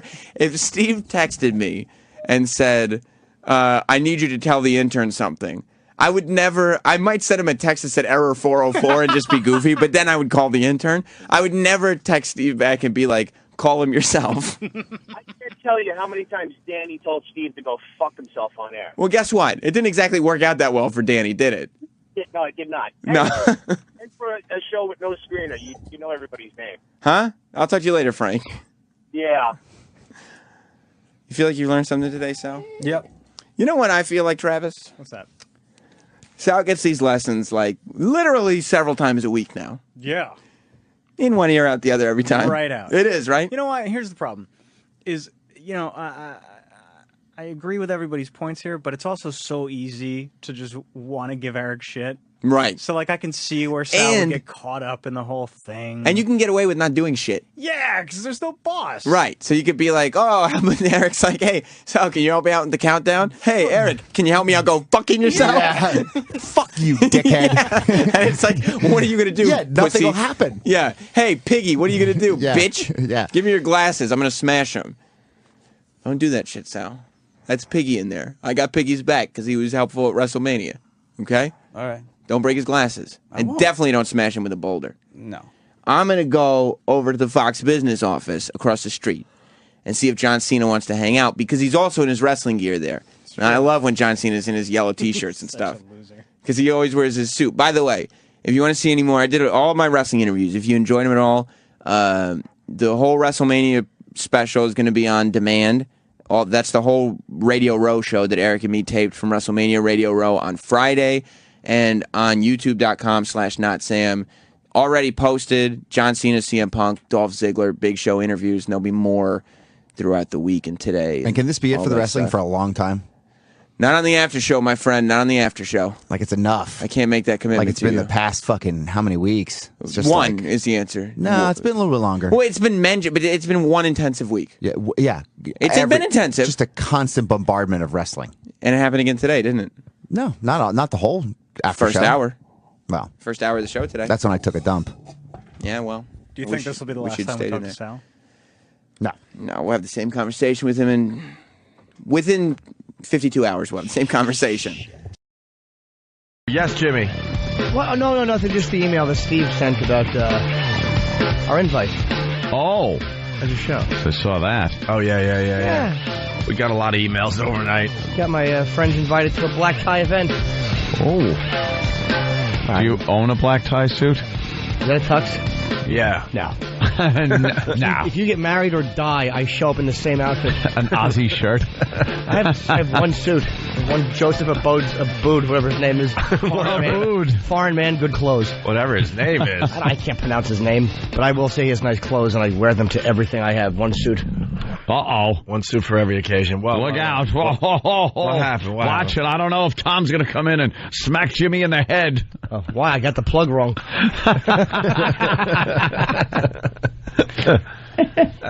Where do we begin today? It's also Douche Thursday. Yeah, I guess there's some bitter people out there. I don't know. Oh, what can I tell you? Bitter people. I got a guy a job. It didn't work out. He gets fired, and now he's attacking me personally. He's attacking all of us. Oh, well, he's been attacking all of us. Well, now he's decided, because I haven't really like written him back or call him. No, he's been attacking me all along, Anthony. Just figured he's and now he's decided to throw everybody into the mix. Just figured I wrote it off as he's bitter. I was going to write him back and just say, I get it, you're bitter. It didn't work out. What could I tell you? Yeah. But why are you killing me? I was the one that went to Tom at the time and said, yeah, he would make a great PD for this place. Right. It is a known fact I got him the job. Yeah, Opie got him the job. Oh, don't get any more people jobs. Please. I get under people's skin to the point that they just feel like they have to just kill me after they, leave this place. Well, we're talking about douche John Manelli. Yeah, Former phony backstabbing friend John Manelli, who is now on the complete douche list. What an ass this guy is.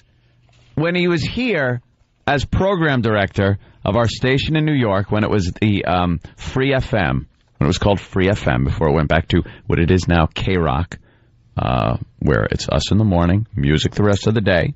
It was one of these Free FM stations where it's us in the morning talking, and then more talk shows all throughout the day and night, and talk. So we had no PD at the time when we came in, and a lot of suggestions were going around. Tom consulted us, and asked for some suggestions. And Ope said, John Minnelli, good guy, knows talk radio. We have a good rapport with the guy. Bring him in. And Tom's like, all right, I'll put him on the list. We'll think about it. And that's what happened. They hired John Minnelli to be the program director of Free FM here in New York City. And we go back years with John Minnelli. Yeah, he wrote for the Post. He always wrote about the show favorably when he wrote for the Post. We give him little inside scoops on things that were happening, things like that. And when Howard had his problems with John Minnelli, and it led to him being fired by the Post, we gave him a voice to trash Howard and speak his mind. Right. We've always been there for him. And it didn't work out with Free FM. No. And he thinks... It's so weird where this is coming from, because he thinks we trashed Free FM when this went back to music. Yeah. We really didn't trash Free FM when this place went back to music. We're very happy that it went back to music. I personally think if there's less talk shows on a radio station, that gives you a chance to succeed as a show. Absolutely. Mm-hmm. But we supported a lot of the shows that were in place. Matter of fact, we got suspended for basically sticking up for JV and Elvis when they went through their troubles. Right. Exactly. We were supporting Ron and Fez, who are really good friends of ours.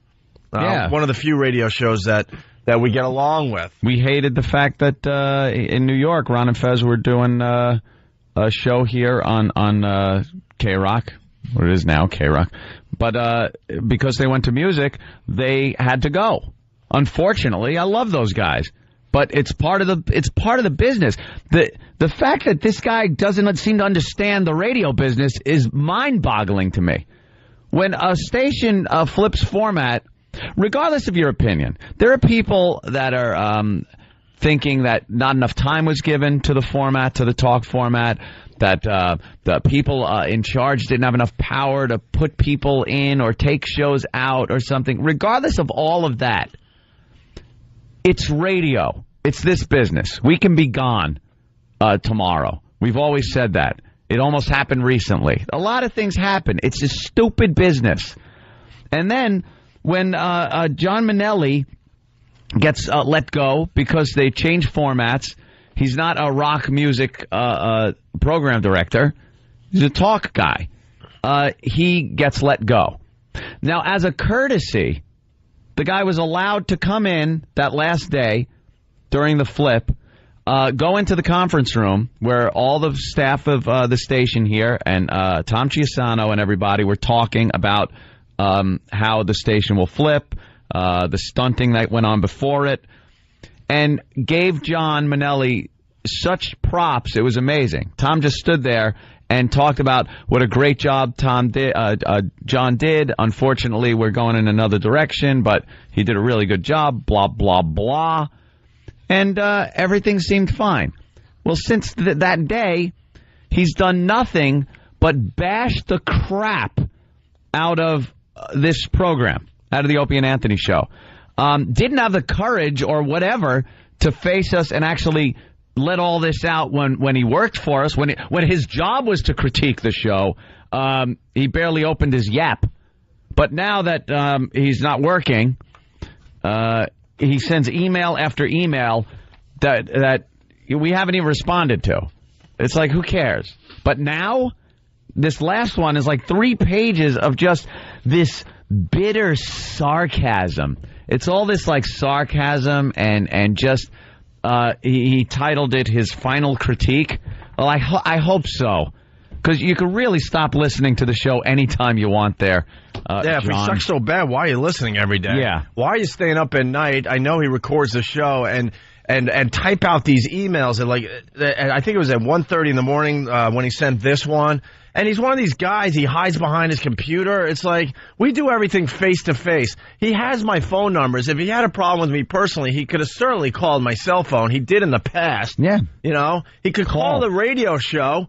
But instead, he hides behind a keyboard and is all brave and writing out what's wrong with the radio show and taking all these weird shots at every single person in this room right now. Mm-hmm. No respect whatsoever for this guy. And if it's so weird. I get myself in situations where I think I know people, and then I realize, wow, did I make a huge mistake? That's why. Let me tell you something I learned so early on in the stupid ass radio business.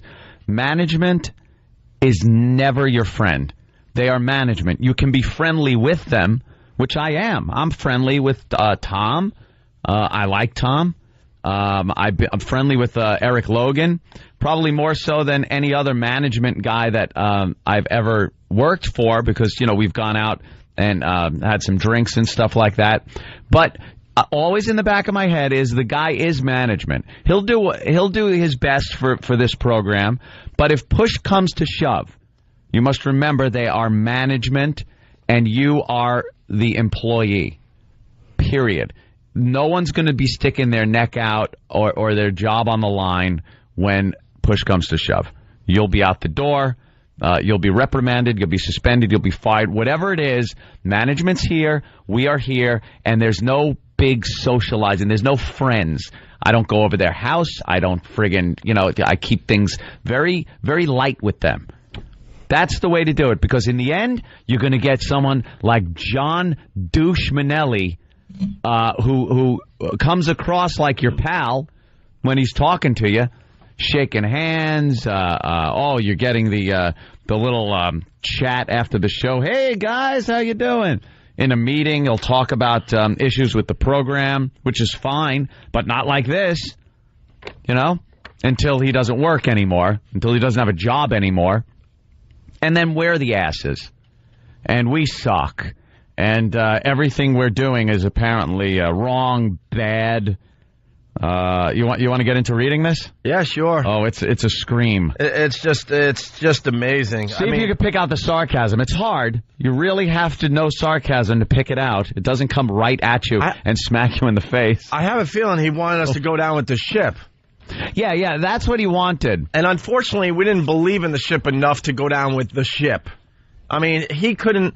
In all fairness to John Manelli, he personally hated some of the shows on the air and wanted to make some changes. Yep. He didn't like that JV and Elvis were after us. He wanted them in Afternoon Drive. He hated the radio chick. He was trying to get the radio chick fired. We stayed out of all that, obviously. Yep. But he couldn't get any of this stuff done. He also said if JV and Elvis got fired, he would quit immediately, which never, ever happened. Yeah, that didn't happen. What happened there? And we stood up as much as we could for some of the shows around here. We supported Ron and Fez. We didn't know much about Nick DiPaolo, but we liked what he was doing with his radio show, and we wish him nothing but the best and think that he should get another shot at doing this. I think Nick will do great on radio somewhere else. Doing this talk format. And we pretty much almost got fired for, sticking up for JV and Elvis because we thought it was the right thing to do. Yeah. Besides that, it was a complete disaster. It just wasn't working because he wasn't allowed to make the moves he wanted to make. Yeah, we'll be honest. And the station just wasn't tracking. The last trend, because he'll get into details, the station actually did pretty well. But it was 1 month out of many that weren't too good whatsoever, and it was still the station still wasn't in any position to continue as a talk station. Those are the facts. So when the format changed and we survived, we were happy. We were happy to see what the next thing would be for us. We think that us in Mornings with Music is a much better fit at this point. And I guess John would have wanted us to just throw ourselves on our swords and sacrifice ourselves, not have a job here, not stay on. No, what kind of point is that making? No, I mean we're excited that we're the morning show here in New York. But we're also on another 20 some odd stations across America, and we're on XM satellite radio. So our world is a lot bigger than John Manelli's. Yeah, you know what I mean. Greg, he does address it to you, by the way. Yeah, even though he bashes everybody in here, but it's addressed to you. I've been listening. And I thought I'd give you one last critique for old time's sake. I'll keep it real simple, like you like them. Ready? Oh, why is Tom saying not to read the Manelli email? Holy Jesus Christ. Why is he saying... Why? It's an email to Opie. It says Greg. I said the answer I was given was it was a private conversation, and unless something shows up in the papers, to stay off of it. Wait, what? No. This is silly. This is stupid. It's a... Tom, why is this not... It's an email to Greg. It says, Greg, he's sharing we're sharing a correspondence by John Minnelli. It was a private correspondence, right? It doesn't say keep this private. It does not say keep this private. It's an email. If you get a letter, you should be able to read it. If you get an email, unless it says do not read this on the air. Unless there are other things in place that... I got it. I got the same email. It was CC'd to me. I understand. You got to make me understand this, because I really want to read this to show what an ass this guy is. Then I need to talk to you off the air. Oh, my God. This is why this place sucks. Oh, the lawyers get involved with everything. No, Tom, F you. No, This is interesting stuff for our listeners. F you. F you. We've been reading emails for years and have never had a problem. Never. There's nothing personal in here. It's all about our radio show. It's a critique of our radio show. We should be able to read this on the air. It wasn't. You might as well do 92-minute music blocks in the morning. That'll be safe and keep everybody's jobs. No, F you. We can read this on the air. We've read a million of these on the air over the years, and never had a problem. What is there to be afraid of if we read this? A lawsuit from John against the company or us or something? We've made an agreement. With who? Him. Okay. To not disparage. I never read the agreement, and I didn't sign the agreement. I never heard about an agreement. Perhaps if an agreement was made, that we maybe should have been informed. Well, now I'm informing you. Well, this is a little late. Well, because I didn't know you were going to take a private email and turn it into a public conversation. It actually, to me, it becomes our property when he emails it to us. I would like you, if you could, sure, I'd be happy to get in touch with Lehrman. Sure. And without throwing any bias in. Gotcha. Get the information we need. I got it. Okay. You need say no more. I really want to read this. Okay. I assume, and my take on this, and I'm no lawyer, I understand, is that it is our property as an email that hasn't been... If there was a note attached on the bottom, do not read this on the air. This is a private correspondence between blah, blah, blah. I got it. I absolutely, I get it. You may be right. I got it. Now I want to do some homework, okay? And I can do it quickly. Okay. All right? Very good. By the way, disparaging. Yes. That had to go both ways, I would assume. Yes. Okay. And that would include... Doesn't include private emails. Okay. Does it include postings on message boards? It may. All right. Because I never responded to his trashing he gave us on the New York radio message board. I didn't know. So perhaps that's a little disparaging. I was unaware there was one. So that may change things. Yeah. I could say the guy's an ass.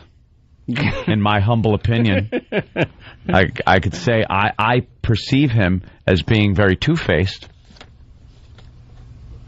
Go check with with our friends, the lawyers. Absolutely got you. Because as I see this, it's now our property to read. It is as if somebody sent us an email, because that's exactly what it was. There was no stipulations on there as to whether it could or couldn't be made public. That's how I see it. I understand perfectly, and I promise that will be done post haste. I know you're safe guy. Well, I understand. I'm a man, but I live up to our agreements, and I have to make sure the company lives up to its agreements, and that, in this case, may or may not include you. I need to find that out. Okay, check on that. Yes, I will, sir. Please. Yes, sir. And it sure reinforces a few things he writes in his email. I would definitely appreciate if you would. I will, as quickly as I possibly can.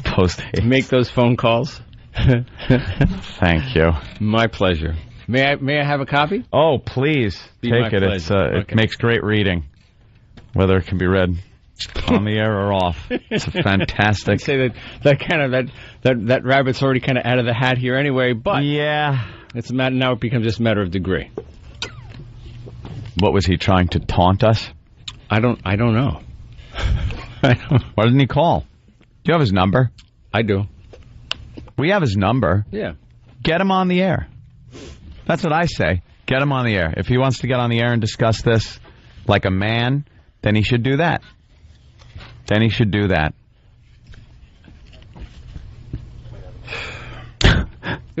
we get the... That's adding to the conversation. No, Ope's very angry. Yes. Good morning, James. Hello, Tom. How are you this morning? I'm okay. I'm having BlackBerry difficulties. This is probably not the time to mention them. But who's your supplier? No, don't mention that. But, you didn't get the email? The suit plug was just fine, by the way. What's that? The suit plug was just fine. No.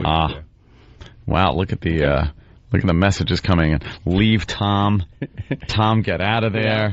You're ruining the show, Am I Tom. Dismissed? Well, according to Pal Talk, you should have been dismissed minutes ago. All right. In that case, I will leave. Yeah, please get in touch with them. Tail not between my teeth, not between my legs. No, but they wouldn't fit between your teeth with the braces. Boy. Oh my God, the tongue is hurting so bad today. We could discuss that for 3 hours. That'll make good radio. Okay. Oh, Jesus. Well, who knows? I'll be back. What does "go" with 18 exclamation points behind it mean? I think it may mean Kevin from Connecticut. No, remember, he goes when he wants to, so we'll wait. I'm leaving now. And he'll leave when he wants to. He told me that already. F Tom. That's from Doc Hayden. Tom, you may leave now. Yes. I can't even read that one. Easy, Opie. Yeah, calm down. It's not your show, Tom. I know it's not my show. Believe me. Let me go get to work here. How about that? Tom is the new Ruin the Bit guy. Leave a-hole. Mm-hmm. Tom needs herpes of the ass. The listeners are really rallying behind you, Tom. Yes. Well, that I can't even say either. It's that something of Opie's should be flung into your face. Is that a multiple MIGs reference? Right, it is. Oh, Jesus. Hello. Okay. Hello. Hello. John. All right, here we go. John. Yeah, I stayed up later than usual. I was keyed up last night. Did you, is there a problem? Let's start right off the bat. Is there a problem with you, with us reading that email critique that you had sent us? No, I don't care. You can trash me all you want. I'm a believer in total free speech. Okay. All right. Then I apologize, boys. All right. Opie, I certainly apologize. Sorry for ruining your morning, but... Are you ready to leave yet? Yes, I'm ready to leave right now. I'm just wondering. Okay.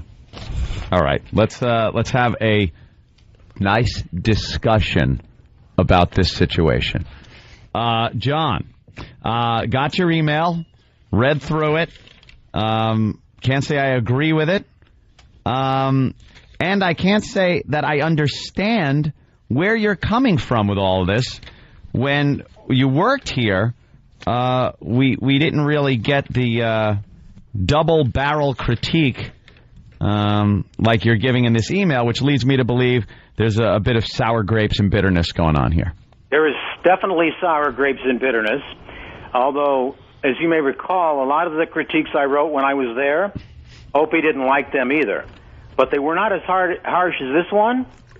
First of all, John, that's not true. I didn't like everything you had to say, and we've had conversations that went past emails, and I told you what I liked about your critiques and what I didn't like about your critiques. Yeah, well, in my view, the show has declined even more, and the reason that I am really annoyed, did you see the last trend? It was the best trend we've had since coming back to New York. It's still it was through the roof, not John. Good. It's not good. It was a hell of a lot better than all the other shows you were supposed to be the program director for, right? Those were brand new shows. No, they weren't. Radio Chick was here way before us. My show. As you just and JV and Elvis were here way before us, right? That was not my show, but I was working on it. We were by far the most successful show on Free FM. By far. But we were near where they were. And John, why are you trashing me? Do you realize I got you the gig in the end? How about a little professional respect? And I didn't play into your game. You've been writing me these emails off and on since you got fired, and I left them alone, didn't I? The only reason we're bringing this up today because you got under Anthony's skin. Yeah, well, that was the intent. Why? What's the point? We get it. You're bitter. You lost your gig. You want me to explain why I'm bitter? Yeah, because the company didn't allow you to do what you wanted to do. So leave us out of it. No, and we didn't. No, that's a different. And we didn't trash. I know where you're going. When this turned back to rock, we didn't trash Free FM. Yeah, you did. But no, we didn't. We supported Ron and Fez. We supported JV and Elvis because one of the things you bring up in the email is like we're not rebels anymore and we're playing it safe. Do you realize that we got suspended from XM for talking about JV and Elvis technically, and that we almost got suspended from this station as well? Look, XM makes a lot of decisions that I think are dumb. So, and I don't have anything to do with them. What really annoys me is I figure you guys cost me 2 sweet gigs now. All right? The consulting thing in NAW because of St. Pat's, but I understand that. In this case, I believe if you had performed up to what you can do, the station would have had more than enough momentum. Oh, you're going to blame the whole thing on us? You're a hack, John. You're a hack. We're doing just fine here and growing every day. You're a hack. No. You are a hack. You're going to turn around and blame your failures on us? Why don't you take it out on who you're really pissed off, Tom and the company, because they wouldn't allow you to make the moves you wanted to make. We had these conversations. You wanted JV and Elvis in Afternoon Drive. You wanted to move Ron and Fez down, and you wanted the radio chick gone. That's the reason that this place didn't work. Don't blame us. That's why I'm upset at you. Don't blame us. You know, the angrier you get tells me there's more truth in my memo. No, because I've had it with you. You're a two-faced ass. Yeah, well. And you're also one of these guys, passive-aggressive, hiding behind your keyboards. Hiding behind your keyboard in the middle of the night. Have nothing better to do but listen to our show in the middle of the night and then type out these ridiculous, psychotic emails about our show. Format change for 2 weeks and didn't say anything to me. You hid. Why did you sneak around that way? I didn't hide. I didn't sneak around anywhere. Yeah, you did. You knew about it in advance. You didn't say anything. I knew about it probably the same time you did. Oh, give me a break. Probably. No, probably. Okay. Is that, John, let me just turn it around a little bit. You've been in this radio business. When a format is going to be changed or people are going to be let go and you know about it, did you then go around and tell that talent that they were going to be let go, or did you wait until D-Day? Be honest. I didn't always tell most of the time I did tell the talent because I trusted them. Sometimes if I didn't tell the talent, I wouldn't tell them. A lot of times your management would tell you something until you don't say anything because that's how phony radio works. I understand this. That's the way it works. Most places I programmed, I did what I wanted.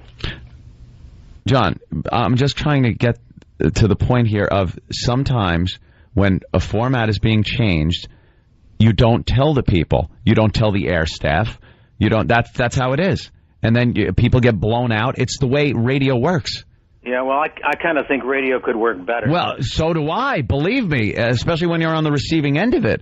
But the truth of the matter is, if somebody knows that there's going to be a format change, it's not a license to go telling everybody that that's what's going to happen. Because you know as well as I do that contracts are involved, there's legal issues that are involved that keeps you from saying anything about program changes. That's a minor point, Anthony. It's not a minor point. That's the whole issue that you just brought up. I was your biggest fan for years, including in the newspaper. Mm-hmm.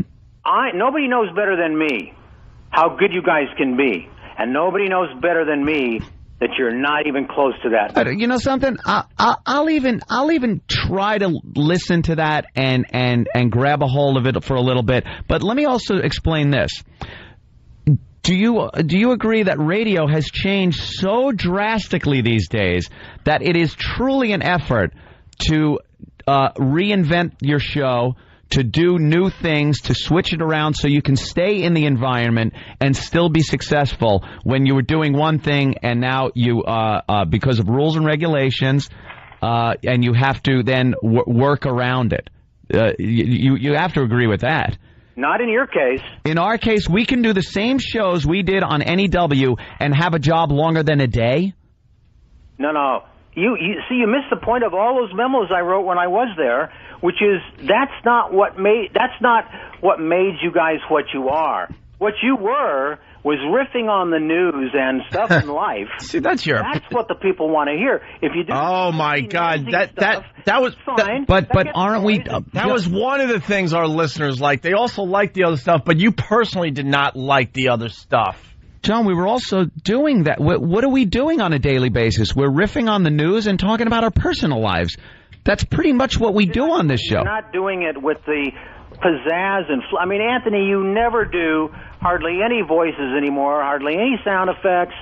You just don't. You're not on your toes. And Opie, you used to executive produce the show at NEW. You can't hardly be bothered, looking at the newspapers now. Looking at the newspaper, executive produce the show. Right. Okay. I didn't just see. I can't papers this morning. I can't understand that either. And as far as a lot of that old material, we can't even play that on this show. The Mike Tyson bit. Let's take that as an example of something that was very popular in the NEW days, but not now. Do you realize how much of that was would be considered now racist humor that could get us thrown off the air, sexist? A lot of that material wasn't just the impression and the brilliance that is me that was behind it. It's the content which now is being prohibited because of interest groups and corporate fear or whatever it is. That's just the world we live in, John, and it makes it more difficult to do radio, not impossible, and that is what we're doing. We're working the show to fit in to terrestrial radio in this day and age. If at some point someone else gets into office, it lightens up a little, you'll see the Chinese delivery guy character I used to do come back. Mike Tyson's character will be able to come back and do the sexist, racist stuff that we used to do with that impression. It's a different world, John. Why? I don't understand. The richer people get, the more timid they get. It's not richer or timid. It's about keeping our job, John. It's about there's a line that has to be straddled. It's called putting on entertaining radio and keeping your job. If you do both, it doesn't mean you've sold out on either. We're not selling out and doing a piss poor show because we're listening to the man. We're keeping our jobs and adjusting our show accordingly to keep it funny and entertaining, yet not get thrown off the goddamn air or thrown out the door. What's wrong with that? Barely keeping our job. We just barely got a 30-day suspension. Thank you. We almost got fired a couple of weeks ago. From satellite radio. It was in the paper and on the news for 2 weeks straight. Did you miss it? I mean, for God's sake, we almost got fired. Yeah, well, again, I don't know why they did what they did. They made a story over there out of nothing. Well, it wouldn't have been a story until they made it a story. Well, believe me, we've had chats about that too, and we're talking about your email though. I'm just trying to explain, and I thought you, of all people, would understand what's going on in radio these days. It's like you've given up. It's like you're being almost petulant children by saying, well, if we can't do anything, we just won't do anything. Given up. You've missed a lot of the conversations that take place on and off the air between Opie and Tom. That is barely giving up, believe me. If Opie had a gun. That full hour you spent yesterday with that animal rights lady was entertaining.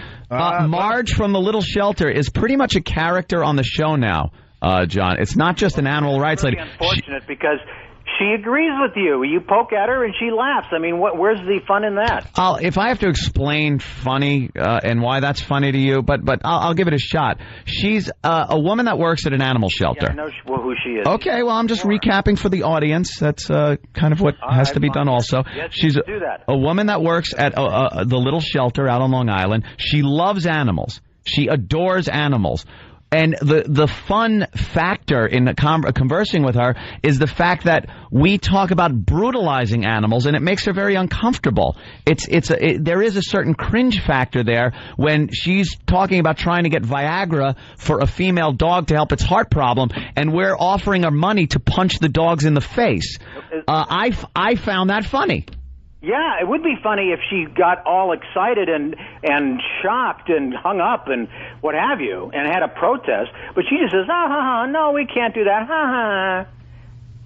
It's lazy. He's insane. It's not lazy. She's not on every day. Every so often we have her on, and I find her very entertaining, funny. She's a real person. She's not a radio character. Sometimes she does very well on the show. Sometimes it's what it is. That's part of what the show has always been. It's real. Why did you want Ben Kingsley? Why did we want Ben Kingsley? I don't know. Perhaps an Oscar winner. I understand. Perhaps as far as you think he's not in the demo, I don't think he's in the demo as far as what we're doing, as far as shock radio goes.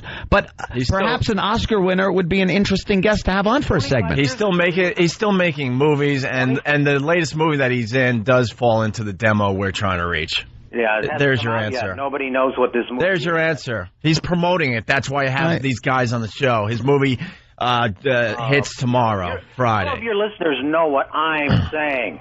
All right, some of them do. I don't disagree with you. There are probably some listeners that are like, yeah, John's right. Read that memo and let them decide what they believe. Well, okay. All right. I don't care what you say about me. You can trash me every which way, everything you hate about me. I don't care what you say. I believe in free speech. So do we. That's why, we're not keeping you off the air or keeping you from saying what you want to say. So you guys ought to be getting these politically correct tight asses on the air and giving them hell on earth to pay back for what they've done to this.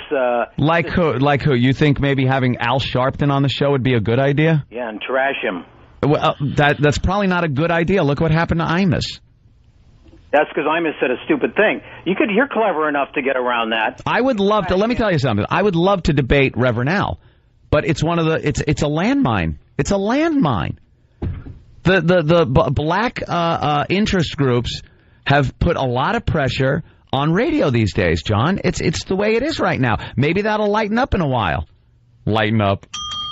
Are you gonna? Were you planning to talk about Juneteenth today? Absolutely. I was talking about it in the office. You should have heard the racial epithets coming out of my mouth. Can't use them on the air. Well, no, and you shouldn't. You do that, and you never did. No, but of course Juneteenth. We were going to talk about that. Rioting.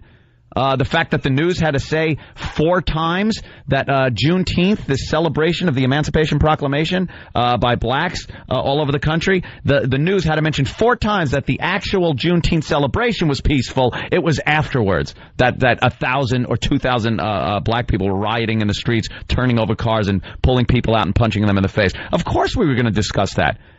It's on the list. We talk about the news, John, every day. We riff about the news and our life. I've gotten into the past few weeks alone numerous occasions of bringing up stories of growing up in California and my father and how awful the upbringing was. Well, that's what we do on a daily basis. Not on a daily basis. Not often enough, Anthony. I don't agree with you on that, John. I really don't. I think on a daily basis we do that. We have fun. We have the comics in to comment on the news. We have people like Marge on who's I find Marge entertaining. Whether you do or not, I think that's a taste issue. And I think, again, a little sour grapes. I think you're looking with a very overcritical eye now because you're not really in our camp anymore, are you, John? I am totally in your camp. I just want to get you back. We don't want you in our camp if you're going to write these sarcastic emails in the middle of the night, John. You could have. Know what I have no respect for? The fact that you wrote these emails instead of just giving us a call on the phone. It's passive aggressive, something that Jimmy completely hates, and that's exactly what you've been doing with these emails. Passive aggressive, dripping with sarcasm. This doesn't help us. You're trying to knock us down a few notches, and you're not going to do it. I did do it. You're not going to do it. And by the way, I'm not passive-aggressive. I'm aggressive. We got you. You're not aggressive, John. Anyone that hides behind a keyboard in the middle of the night and sends emails is not aggressive. An aggressive person would have called our radio show and got into it, not us calling you. You would have called our cell phones personally. You would have showed up on the front stoop of the radio station. That's aggressive. What you did is certainly not aggressive. Listen, Greg. Oh, okay. Use my real name. You knew about the change and wouldn't tell me. Considering I probably wouldn't even seen you on the last day if I didn't go into the studio. Considering I never heard friggin' word one from you after. Why am I going to rush to call you about I don't need you to call me, but if you had a problem with me, then that's what people do that are aggressive. They don't hide behind emails. That's the point I'm making, John. And for you to blame you not getting anything done at this station on the fact that we didn't do well with ratings is completely insane. Because the shows you did have control with were not really tracking, were they? What? The shows you had complete control with were not tracking, were they? The ones I put in were. Look at Ron and Fez. Look at Dick DiPaolo. Yeah. By the way, look at the trend next week. Yeah, okay. I'll tell you right now, you're going to see great Ron and Fez, and you're going to see another uptick in the mid. Yeah, Ron and Fez were doing great. We never deny the fact that Ron and Fez were doing great. Yeah, well, I put them on. And we're going to have a horrible trend, John? No, I don't know. You guys... We were way, way past what the station was doing. So for you to sit there and say you're going to blame us on your firing is ridiculous. So way down from where they were last summer. They're not way down from last summer. Now you're talking about stuff that we got to sit down and decipher. They're not way down from last summer. They're not way down from last. No, they're not. They're just not. Everybody came back, rushed back to hear you, and you didn't deliver the show they remembered. No, that's not true, John. Or we wouldn't be here. I told you that 100 times. We wouldn't be here. We're an expensive show. If that was the truth, they would have fired us. They could save a lot of money. You know how this works. We're a very expensive show. We're a very expensive show. They would just get rid of us, save a lot of money, put a guy in here to spin tunes or what have you. There's a reason why we're still here. No, we still have a value to the company. They would have to replace you on a whole bunch of stations. And like me, they knew you were turning around. We were making good progress this year. And then I just think it starting almost with the XM thing, I thought you guys went south again. Starting with the XM thing? What are you talking about? When XM, suspended you. Yeah. I got the feeling that you guys basically said, who needs it? Forget it. Wow, a lot of people said that we never sounded better, so that's opinion. Yeah, well, people are going to tell you don't sound so good? Yeah. They have. They have, yeah. Like who? Who said it to your face? John, are you drinking right now? I heard Mountain Dew. I heard clinking of ice. Mountain Dew.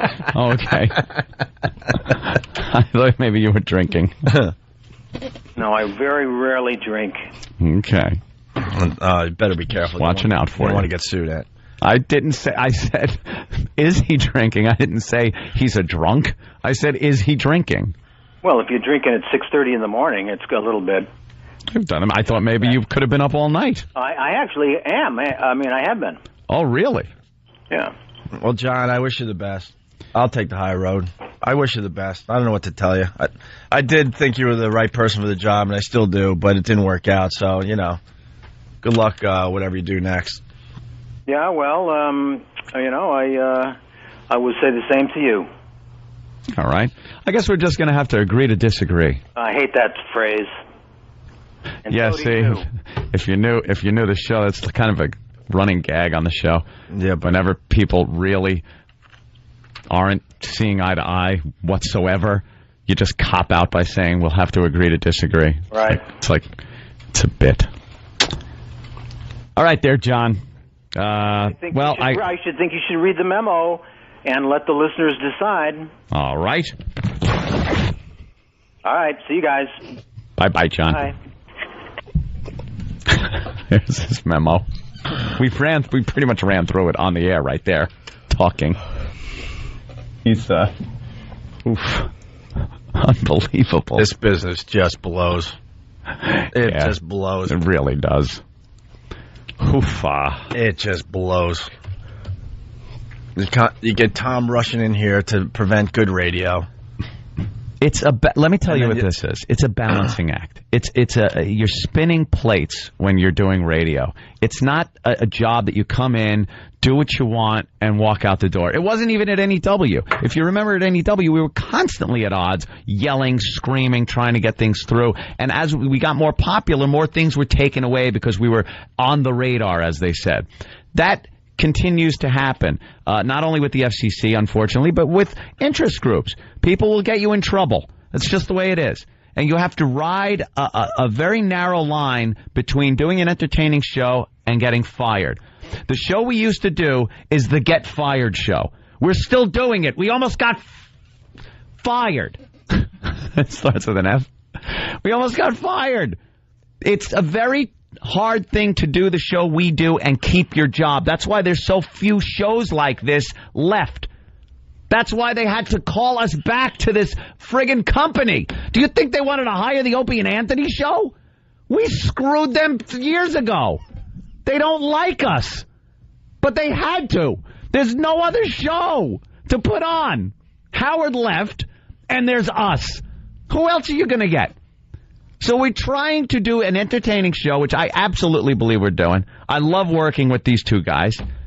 There's nothing else to do but do the best show we can do and keep the job. We can get fired today. Believe me, it's easy. Watch. One word and we're fired. But he doesn't seem to understand that. There was, like I said, I'll wrap it up. His email here with his critiques are a lot more biased than they were when he was working with us. And all I can attribute that to is a bit of bitterness, sour grapes, whatever you want to call it. He has personal issues. He brought it up when he said we didn't tell him that the station was flipping formats. There wasn't a phone call the day after the format flip, things like that. There's personal issues there. That's what I was getting from the phone call. There's a paranoia in his head. You know, he's trying to put a lot of facts together. Like, we weren't talking to him on a regular basis to begin with. Yeah. So then he thought I was avoiding him because I knew about a format change. I'll tell you something else. It's very difficult. We weren't talking to him on a regular basis. We had our differences with the guy. It's very difficult also to come in here, do this show, then do the XM show, and then have a show meeting, and then meet with the program director. Our schedule is really screwed up by doing two shows. When we were suspended, we were getting done here at 9. We didn't go home at 9. It gave us a lot of time to do meetings and things that we hadn't been able to do.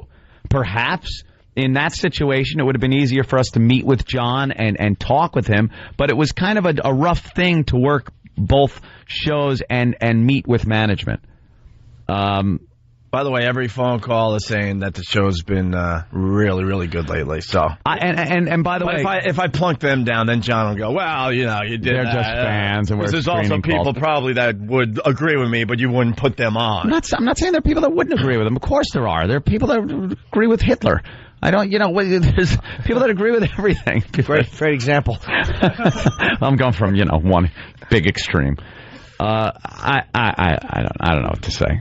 But to say that we cost him the job. Yeah, that was weird. It cost him 2 jobs. Say what you will about our ratings, but we're outperforming the station by leaps and bounds. And by the way, there's only so much we could do. When some of the other day parts are barely doing a 1 share, it makes it really tough. Do you think we really enjoyed getting fired for 2 years for the St. Pat's thing? Just to get you fired, John? Mwah! Hey, Opie, we got John fired. Mwah! That was us. We just have to sit out for 2 years and rot. Well, a lot of people calling up saying he was contradicting himself. That is a contradiction right there because he wants us to be on the edge and rebels. Well, yeah, we continue to do that. We just got suspended for 30 days, and us being rebels got us fired for 2 years. And by the way, when he said his shows... But that got him fired, so he, I guess, figured maybe we shouldn't have done that. I don't know. I don't know. We didn't go into the studio that day going, well, this will be the thing that will cost John Minnelli his job. When he said his shows, like, that wasn't my show, we weren't in his show. We were here first. He was brought in after we were hired here. I'm sure we were hired from John from Hollander. I'm sure he'll take the credit for our rating success here. Yeah, of course. We took David Lee Roth's crappy numbers and we made something of them. And you know what? Let's just throw this out there. We'll end it with this. A trend comes out, what, Monday, Tuesday? I'm sure everyone's going to focus on the trend on Monday for this station here in New York. Let's see what happens. Okay. Let's see what it looks like on Monday. All right. That's it. Fair enough. Because if it sucks, then they have a chance to fire us again. Yeah. We got to take a break. I have no idea what we're going to do now today because we're about 3 breaks behind. Let's just play commercials the rest of the show. It's Opie and Anthony.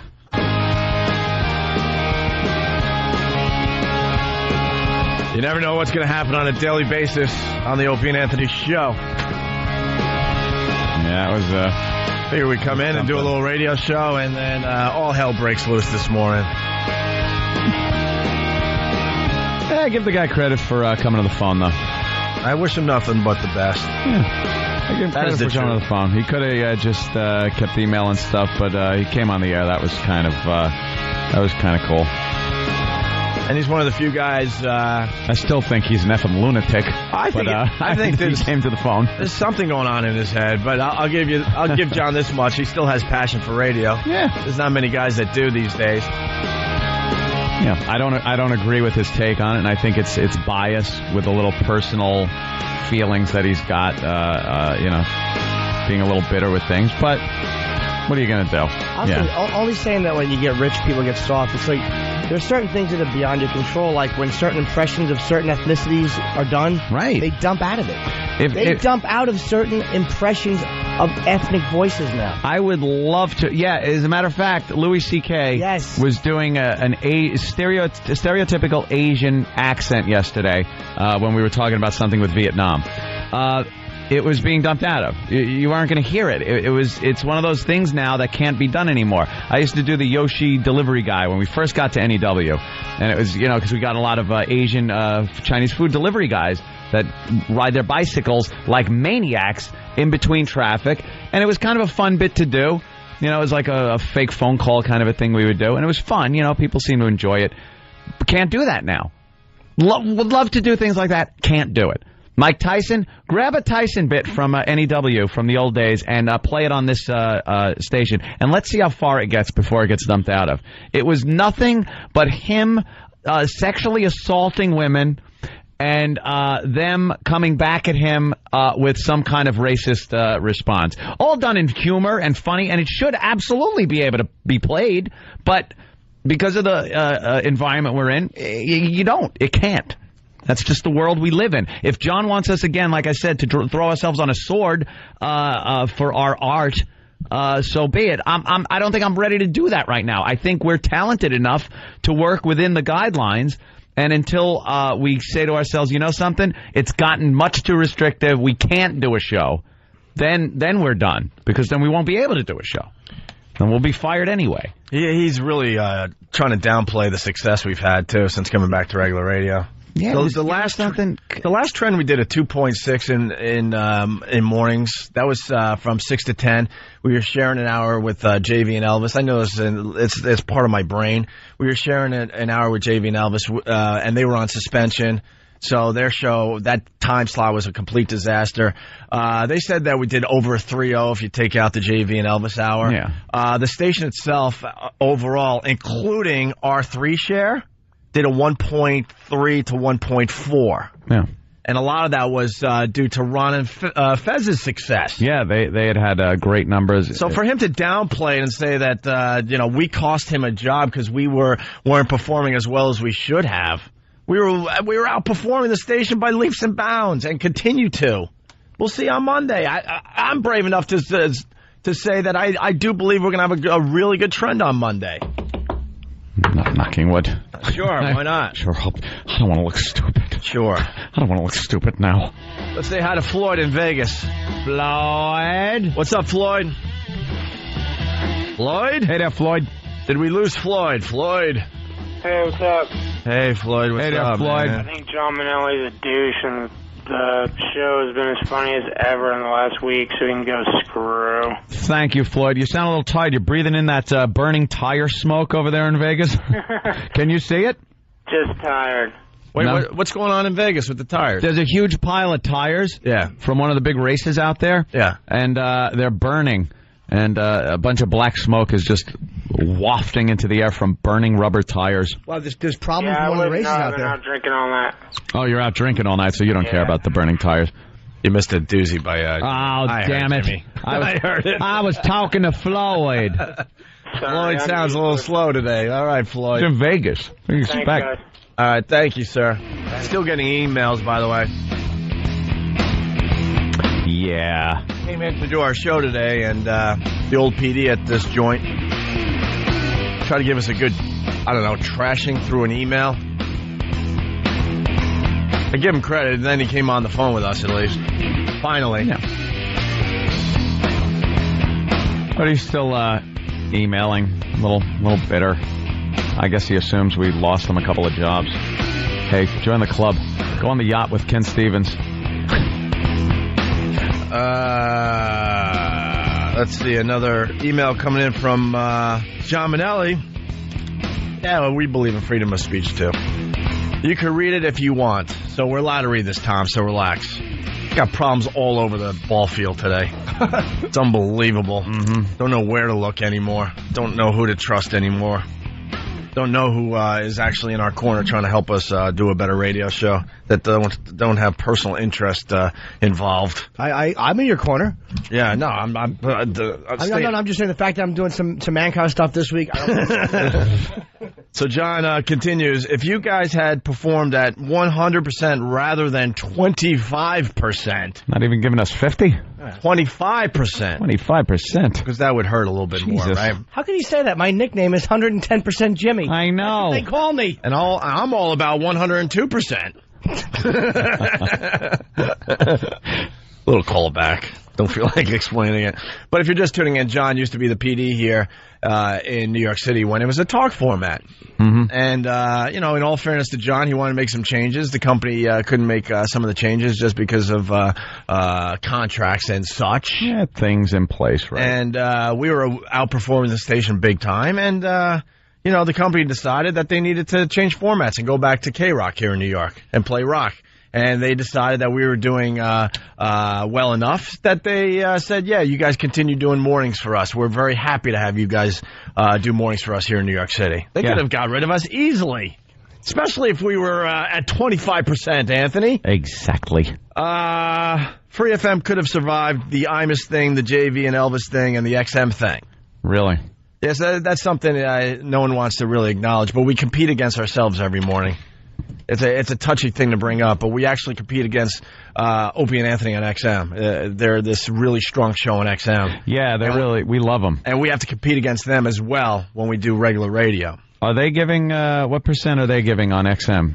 On XM, the Opie and Anthony XM show is up to about 90, 95%. Wow, and we're only at 25. How can we compete? And that's why we're losing, because this Opie and Anthony we're only giving 25%. The other Opie and Anthony, guys rule. They do rule, man, are giving 95%. It is pretty strange, but we do compete against a show called Opie and Anthony and XM. Yep. It's one of our dilemmas that we have to deal with, because we made this very unique deal in radio. Number 2, that's why I figure you cost me 2 gigs. That's why I'm pissed. Cost him 2 gigs. Take some friggin' responsibility for yourself. Stop it. And take radio for what it is. They flipped formats. You got the boot. It happens. And it's funny because he's trying to say that I knew way beforehand. And one of my pals in the business, Mike, that runs FMQB.com, he's like, John's insane. Like, I even knew that the station was flipping 3 weeks before it did. Yeah, I know. Everyone knew. Stop. It was the worst kept secret in radio. Everyone in the business knew. That's why I wasn't going to go for that little bit of bait that he was dangling. Everybody knew. The shows knew that something was amiss. That's why I figure you cost me 2 gigs. That's why I'm pissed. And this shows that he's just insane because, in my humble opinion, we were outperforming the radio station. Yeah. And if the other shows did half of what we were doing, then I 12.5%. I believe that this would still be. Thank you, Jimmy. I know. I'm on a rant. That's why it wasn't going though. That's why I believe that it would still be a talk format here in New York. Don't blame us. Blame the shows that you actually had control of. And don't bring Ron and Fez into it like they were your big discovery. Yeah. It's like a no-brainer. The worst PD in America would have hired Ron and Fez. Don't make it sound like you found this hidden talent somewhere. They were huge in New York. Yeah. And they could have been on a hip-hop station. They would have killed in the ratings. Yep. Everyone was excited to have those guys back here in New York. I don't know if Fez would be as well received at a hip-hop station. Oh, good point, Maybe good point. not. He would have to keep us. Hey! He would have to keep a few things well, it's not a good on the QT. Talking about the worst-kept secret. I think the format flip is second behind Fez going, well, all right, there you go. He makes Paul Lynde look like Chuck Connors. That's Number 3. Nice 1965 reference guy. I picked a dead guy and a guy who should have been dead 20 years ago. I am an ass. And that's why the show's not as good. It certainly isn't. If you were given 100%, you would have updated your reference. I would have grabbed somebody from Queer Eye for the Straight Guy, which would have been topical, and another tough guy. Yeah. All right. Number 3, I didn't write such harsh memos when I was the PD because you weren't quite that bad then. Well, we got bad, and but even then, I was pretty direct. Now your show is virtually unlistenable. The industry knows it. See? The listeners know it. Virtually. That's right. As long as we're virtually unlistenable, that means we're still kind of listenable. That means we still have a chance, right? I'm taking that as a compliment. And this is what's so weird. Like, people that I do trust and I do get feedback from, and I wasn't going to go for that bait either. There are people that will tell me personally, you guys got to step it up. You've been this, you've been that. Maybe you're doing too much of this particular bit. I actually have in my life an inner circle of people that I do trust. And the one thing that has been coming out is that we have a new energy since the station here in New York went back to music. Yep. They said it's a new energy. You sound excited. The show sounds excited. They sound like they just got a lot of energy, and the show has sounded much better since the flip. So it's his opinion against other people's opinions.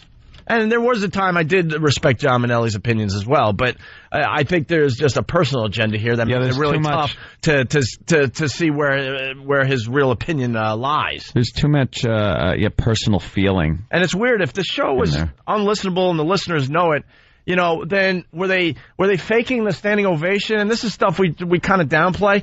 But were the listeners faking the standing ovation we got at Jones Beach this past Saturday night? Yeah. There were close to 10,000 people there. We walked on stage, and the 10,000 people gave us a standing ovation. So if they're hating us so much, why would they go to one of our events? That was all of our listeners. Now, believe it, and let's keep it fair here. It's mostly an event for our comedian friends. But we put the whole thing on, and we were in the parking lot getting nothing but love from our listeners. If it's unlistenable, why would they even show up? No, but I got to say, it's not just an event for the comedians. The comedians are the great part of it, but part of it is to come out and hang with the show. Oh, Jim. No, but I'm being honest. That's not even mock humility. It's the truth. Thanks. Part of it is just to come out and hang with the show. Yeah. That's what they want to see. They don't want to just see a bunch of comics. They want to see comedians from the show. Well, we've always been honest here. I mean, you guys are doing the heavy lifting at these comedy shows. We're doing our thing, and it's well received, but it is what it is. But the audience is made up of our hardcore listeners, just giving us a standing ovation. Number 4, why is it unlistenable? Anthony now phones it in, and Opie no longer Hold on. Opie, are you there? Yeah, what's up? Yeah, it's Anthony. I don't like that remark. That phoning it in remark. That is. Can you hear me? Yeah. Wait, you're breaking up. Hold on. You. I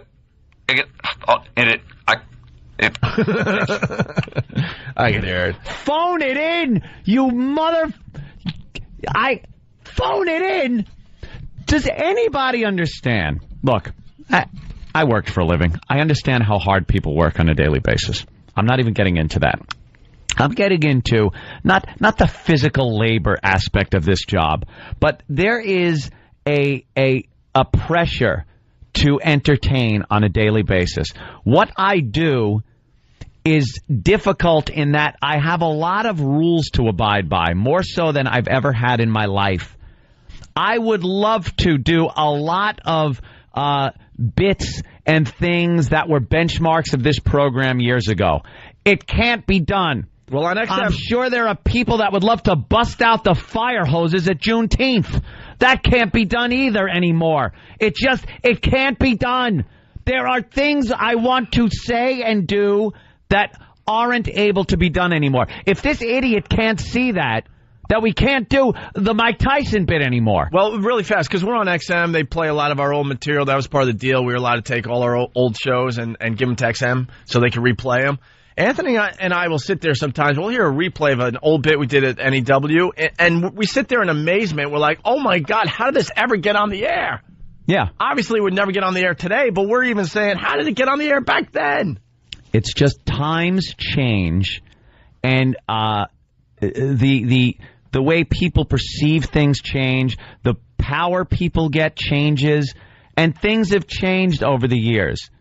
So if he feels I'm phoning this in when I sit there at night, pretty much from the time I get home till the time I go to bed, it's looking at crap to do stuff with on this radio show. That's what I do on a nightly basis. I barely go out. On Thursday, we have our fun little poker game. And the rest of the time is spent researching and doing material, getting material and learning things and just getting stuff for the show. It's extremely difficult to do a radio show in this climate. Because then a lot of people would say, well, why don't you just go over to XM full time? You know, because you could do a lot more over there, which is a fact. We still like the challenge over here. We like the fact that we're going to try to figure out and abide by the rules in place and see if we could still do an entertaining, clever, funny show. There's still room for comedy and having a fun show on FM radio. Absolutely. We're still trying to figure that out. We're reinventing ourselves as we speak. I think because the climate is so difficult, he perceives that as us not trying as hard, and it's psycho talk. This guy would love to see us blow ourselves up again. Just go on the air and say something. Did you honestly think they threw Don Imus off the air? You know better than anybody, John, how much that guy was billing. That station was billing huge amounts of money with Don Imus, and they threw him off the air. What do you think could happen to us? And we almost got thrown off the air recently, so we haven't even really changed our tune that much. We're still pushing it to the point that we just went through a 30-day suspension. The guy doesn't seem to satellite, understand. where you're supposed to be able to do more. Right. Don't you understand how insane this is? The guy doesn't seem to understand that the climate has changed, and we must change along with it, or end up drinking Mountain Dew at 6 in the morning with you, writing out of work, passive-aggressive emails to people. Yeah, blaming people for your unemployment. Enough. I'll say it again. You understand how insane it is to get suspended for 30 days from your satellite radio show. Yeah. Where almost anything goes. Right. I mean, that says a lot right there. And I don't exec produce anymore, really. Really. No. I'm not battling with Tom to the point we can barely talk to each other at this point. I'm not sticking up for the show and pushing as far as I can for the good of the show. Hey, John, where were you going upstairs to management? You were considered management.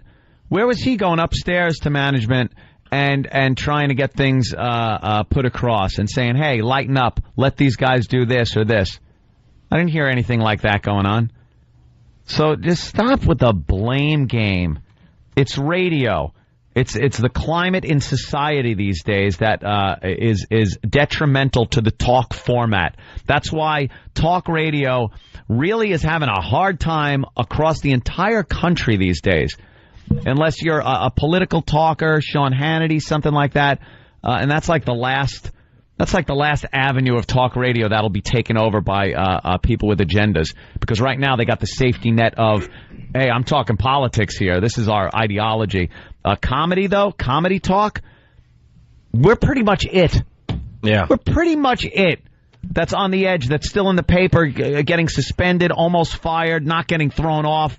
There's no one left. We're the last dinosaur heading toward that tar pit. Heading toward the tar pit. That's what we are. We're a lumbering dinosaur heading for a tar pit. And trust me, we're looking around to see if there's another way. All right, we are. Yeah. But we have pea brains. This guy's an ass. I don't understand. I am so sick of the people that I help in this business, and then they turn around and trash me. That thinks it's 1995. I have another for another day. I'll put it this way: someone has been harassing me for a really long time. Someone that I helped in this business, an old employee, has been harassing me to no end. Yeah. And all I did was try to help this person. All I did was hire him numerous times. But he's blaming me for his firing. What the F did I do to you? Except protect you and make sure you still had a job, way past the point where the company wanted to get rid of you. People get. What do I get for that? That's why I can't talk to anyone anymore. What do I get? Harassing phone calls and text messages and thousands of emails and other things that I can't discuss at this time because there's things going on now because of it. Unbelievable. I'm just so sick of this crap. Listen to the hour you spent yesterday with the animal rights lady. Doesn't understand the show. So some people liked Marge yesterday, okay? Here's the deal with our radio show. We take chances. We put people on the air. Sometimes we fail miserably. We're the first ones to admit that, but you got to be brave enough to go for some things. We've had radio gold with Marge. Love Marge. So John maybe didn't like the Marge phone call yesterday. Maybe some of the faithful listeners didn't like the Marge call yesterday. That's fine. But that's what happens when you're trying to create. You have to take chances with things. You don't know how it's going to play out until you do it. That's always been the show. And that hasn't changed. And that's why we are successful. This is one of the reasons we are successful, because we do take chances with our radio show. Most radio guys aren't brave enough to take chances. They go for all the safe stuff over and over again. So that's he should understand that. Apparently not. I guess I got madder than usual last night because yet another person said, "These are the guys you think are so great." Well, I'm assuming it's someone from his inner circle, and we're not trying to reach those type of people. Yeah, we're just not. I mean, John, if he had it his way, he wants political talk, current news driven, no outrageous like stunts or any of that stuff. Mm-hmm. That's one of the many things we do with our Bob radio Grant show. He wants Bob Grant. He's a huge fan of Bob Grant. Couldn't be Bob Grant in today's radio. Hey, how about that one, John? He was fired for it. There it is. Yeah, there it is. There's a perfect example of what has happened to radio over the years. Bob got in trouble years ago. Mm-hmm. But now, could you imagine Bob Grant now saying the things that he used to say that made him what he was on radio? It can't be done. He's a prime example. And I love Bob Grant. I think he was hysterical, but it's just it can't work on the radio now. Right. And then finally, number 7, you're on 20-some stations. You won't be after the buck. All right, thanks, John. Thanks, what are you, John. Kreskin? Well, Is you know what? Kreskin now predicting the future? I'll tell you this much: if stations start dropping us after the next book, I feel good with the show we're doing, and I know we gave it our all in this climate, and I'm fine with that. I'm absolutely fine with that. If we lost all the stations tomorrow, we still have our satellite radio show, which we're proud of as well. So whatever's going to happen is going to happen. I know we're not phoning in, and I know we're trying the best we can under this climate that we're in, and so be it. I can sleep at night knowing that we gave it the old college try. Phoning it in. And then he writes another. Then I guess he... hey, John. All right, well, this is a forward to me. Hey, John, as long as O&A are publicly ridiculing your critique, which I'm sure you knew would happen, would you like to post it to the board?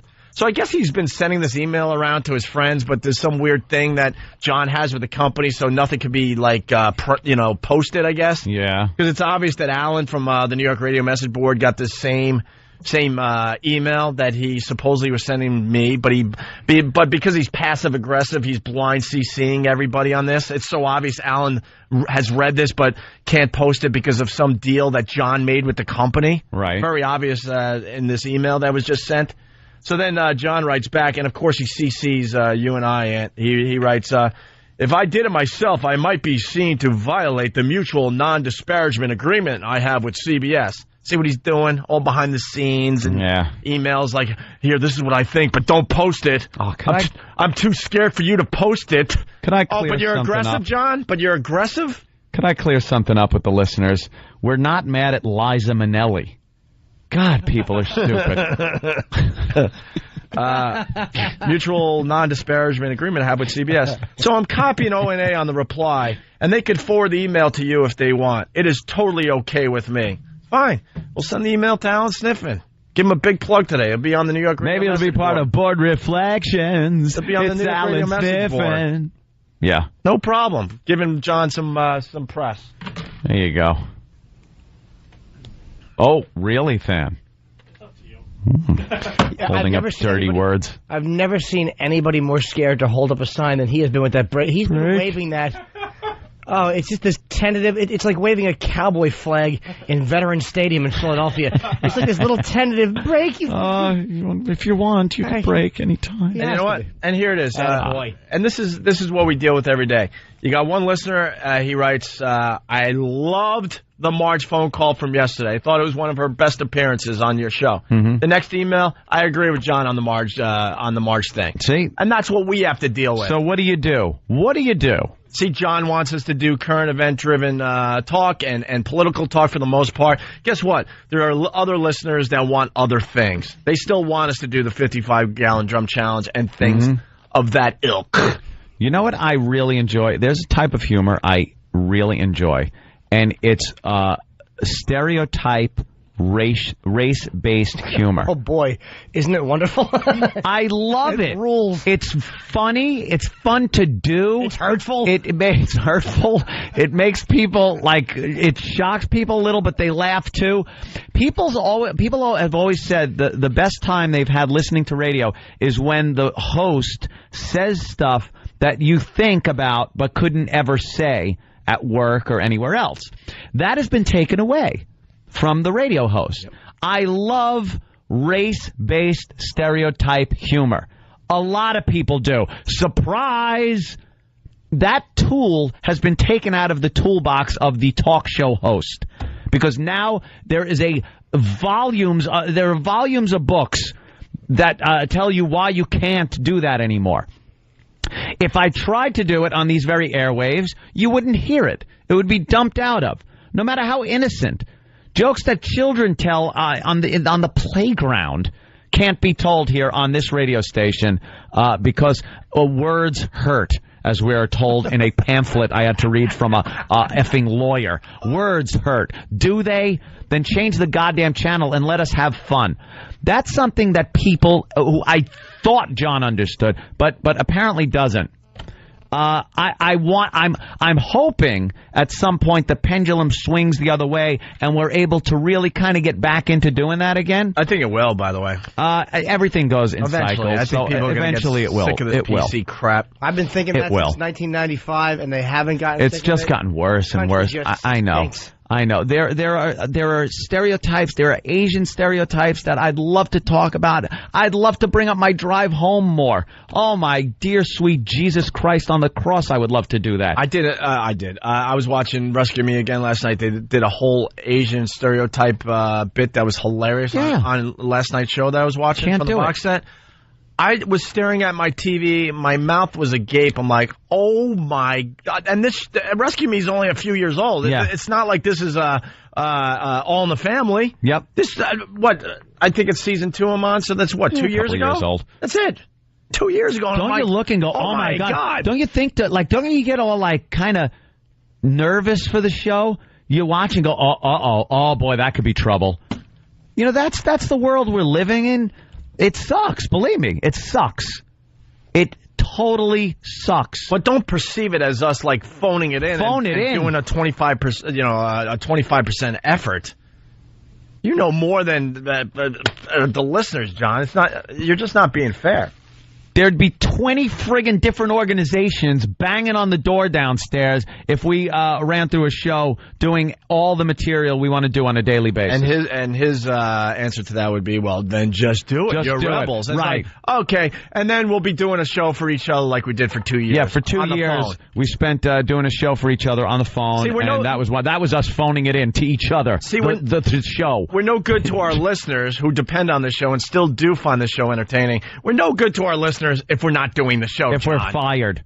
We learned that lesson when we had to sit out for 2 years. We learned that lesson big time. See, just like you're no good sending critique memos to us after you've been fired. Imagine that. I'd love to show up at a job I don't work at anymore and just keep working. What are you doing, John? Go out, get a girl, have some fun, treat her to some Mountain Dew.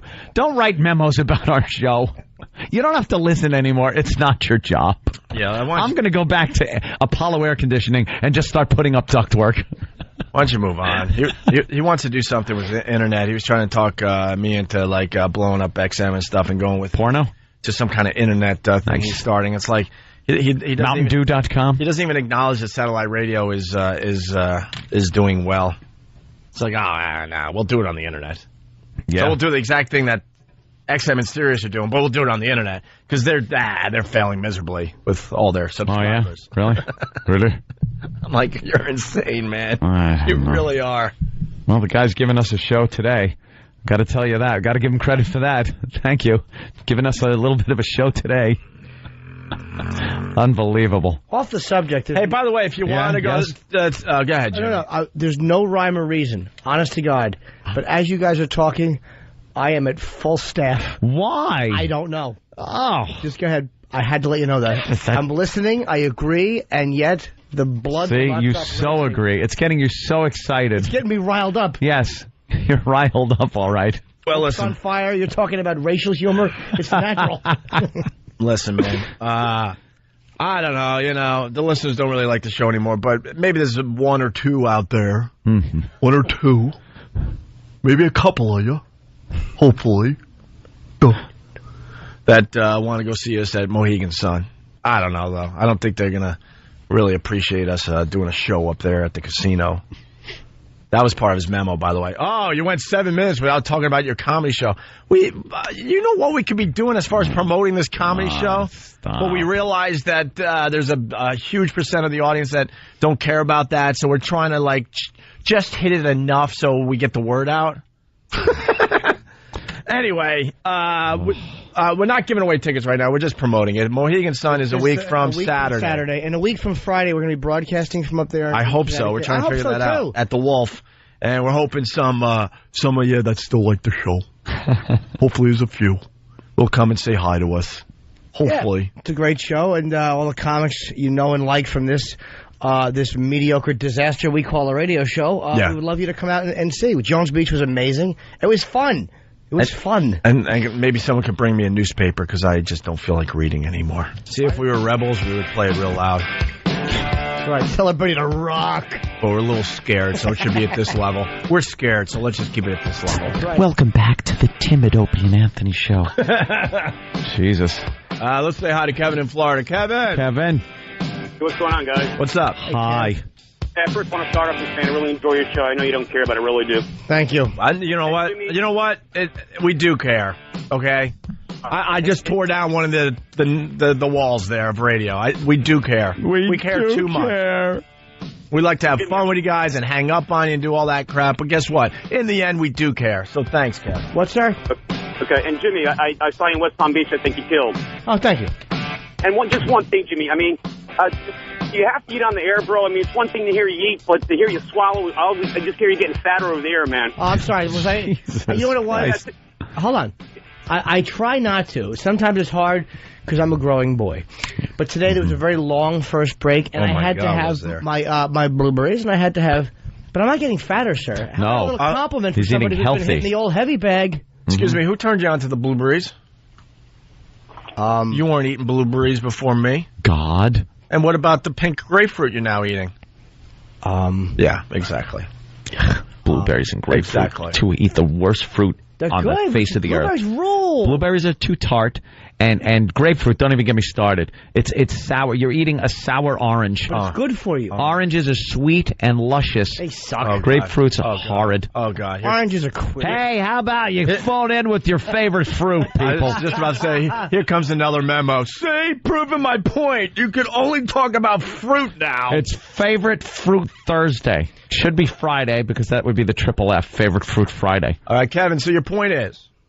The point is, man, I would just let this go, man. You guys are giving this guy too much time. I listened to quite a few talk shows. Yeah, I understand. Everybody's lost a lot of freedom in the radio business, man. It's very unfortunate. I would just let it go and just do your show. I wouldn't give this jackass... Well, I wouldn't even say his name anymore, man. It's interesting when we get calls like you, because like we get this when we talk about Howard. Let's say, just let it go. We do let things go. Today we're not. Today it's our thing. It got under our skin, and it didn't get under my skin in the way John thinks. He goes, I obviously got to. Yeah, you got to me because you were hiding behind emails. You didn't call, and half the shit was dripping of. Oh.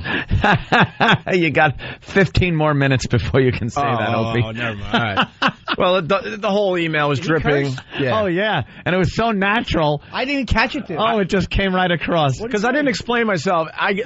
He got to me because I hate passive-aggressive people that hide behind keyboards. Everyone knows that. I hate these people on message boards that have no problem like trashing you personally or the show, but they just hide. Yeah. They hide. And that's what John did. He could have called me at any time if he had some kind of problem. We did talk, here and there when he was the PD of this radio station. And that's where he got me. Yes, you're absolutely right. To Kevin saying just do the show and don't give him the time of day or don't entertain him or whatever, that's what we were doing. If we had talked about this every time we got an email or saw a posting on a message board or something like that, you'd have really heard us going off. But he went on the New York radio message board and pretty much the day after the format changed, and he trashed us, and we didn't even give it a minute on our show. I read that post, and I ask anybody because I talked to a lot of people about it. I was trying to figure out a way that maybe he was being sarcastic or trying to be funny, but I wasn't getting it. Like, I couldn't possibly fathom that he had these feelings based on what I had seen the day before, and the way he acted around us during the time he spent here with us, and the way he acted on his last day here. And pretty much that night, I saw a posting on a message board, and I'm like, is that really Minnelli? And did he really write that? And am I reading this properly? And I didn't respond to it because I couldn't possibly fathom that he would have done something like that. So, juvenile, pretty much, posting on a message board like that. And I wrote him back just with a simple was this you? Never got a response. And he talks about how I knew info that he didn't, and I didn't give it to him and all that. You know that the last day that he was employed, or the day that Tom had that meeting in the conference room and announcing to the staff that they were changing formats, and he invited John, which was a professional thing to do, and that was cool of Tom. You know that John walked in here, looked us all in the eyes, shook our hands and stuff. Like, if he obviously had a problem before then, but this is what I mean about passive aggressive. He had that chance. We were eye to eye. And what did I get? A handshake and a pretty much good luck to you guys. This sucks, blah, blah, blah. That's all. That's all we got that day. He could say whatever he wanted right in my face. And that's what got under my skin and got me pissed today. All that crap. I hate it and always have. I put myself in ridiculous situations because I speak my mind. Ridiculous situations. And then you get people that hide on message boards and they think they're cool. They never show their face or use their real names. Can't even show their real picture. There's guys on our fan sites. They show their sig pic. Yeah, and some of these guys trash us. Guess what? I respect you. I absolutely respect you because you got an opinion, you're speaking your mind, and you're doing it in your real voice with your real face. Yeah. Not with some made-up screen name with a picture of Chuck Connors because you're like a 90... Connors again. Because you're some 90-pound weakling hiding behind a keyboard. So you have to beef yourself up with some picture of somebody else that you wish you were. Yeah, 90-pound weekly, not our listeners. Well, didn't you say Chuck Connor earlier? 30-pound weekly. Yeah. Did you say Chuck Connor? Yeah. Well, I was just going back to that. I put it in the air. Yeah, I'm sorry. Please, I'm glad someone else used it. Obviously, Chuck Norris was what I was getting at there. I love Chuck Connors. And the other thing, because this has taken over the show, John, how great does John think we are? And look, this is not me saying this, okay? This is kind of an observation. How great does John think we are that we could actually call it in on a radio show, make really good money, and be syndicated across America and be heard on XM, and no one fires us? Yeah. It's not like we're on for 6 months and then we get the boot. We go years with a job. Right. It's not like 6 months and then we get another gig 6 months later somewhere else. We are employed until we screw up and get fired, usually with very good ratings and a very bad reputation. Look, things might change, but the reason we're still on the air is because we have a value to this company. No one gets a chance in radio to just call it in. Imagine if they're talking about like firing us. Well, if right they now, do, and they're telling us after the show. Wouldn't that suck? That would be. You know what? How embarrassing! It would be hilarious. It would really be funny, but we would laugh so hard behind the scenes. But then in front of the TV, we'd have to cry and make believe we're bummed out. But now we got our days free, and we can do whatever the hell we want with all the money that we have in the bank. What did I say? I don't know, but I'd like to. What? I don't want my days free. But I bought a couple of too many toys. I need more money. I bought a BlackBerry and I'm nervous. Do you realize, and I'm not going for a woe is me, I'm really sick this week. Really sick. My throat actually was closing up. I thought I had to go to the emergency room. I know. I felt a little tinge. It hurt me. And the reason I'm here is because we are paranoid, and we don't. You don't even get the chance to call it in when you're sick. No. We rarely take sick days because we're paranoid. We don't even have that luxury. You know what calling it in is? Playing a Jim Brewer bit 45 minutes before the show is over so you can go home. No, that's what we used to do at NEW. That's what's so funny about, like, where we sit. That's why a lot of this is so funny, because there's so much inside crap that it takes forever to explain. But yeah, back in the day at NEW, we actually kind of called it in. Do you remember when we had huge ratings and we're like, hey, you know what? We could kind of slide a little bit today. I want to go play golf or whatever it was. So yeah, let's just blow off the last 45 minutes of our show. Remember when we did a bit and we decided like maybe 2 hours later we'd replay it again? Yeah. And then replay it again the next day? Yeah. Does anyone remember those days? Right. When out of the 4 hours of radio that we did, we probably did 2? Yeah. Yeah, we would get a great bit in the first 15 minutes. We would play, sometimes we'd play it twice. Play it twice, and then again the next day, of course. We had this rule where we would play things 3 or 4 times before we thought the audience got sick of it. You know what? We'd throw a friggin' song on sometimes. Yeah. Sometimes we just go, you know something? There's a new song out. Here's a band. We really just want to kind of play this. Boom, that song would go on. You know that we rarely replay things now? I mean, the whole XM replay thing is its own entity. That's different. It's not. But as far as a bit we do on the show and then actually replaying it, we rarely do that compared to what we used to do. No, it's at least 5 hours of just straight through talk radio. That's it. But I mean, phoning it in. It's so unprofessional for him. That is an insult. That's him just trying to get under his skin because he knows that's impossible in radio. No one gets the opportunity to just phone it in. You just can't. Yeah. There's too much at stake. Michelle Trachtenberg have a nose job?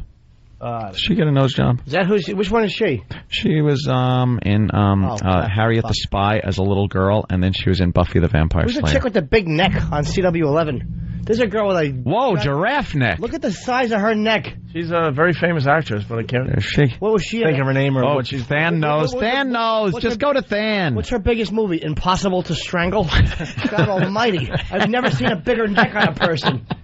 Yeah, go ahead. No, never mind. I don't remember her name.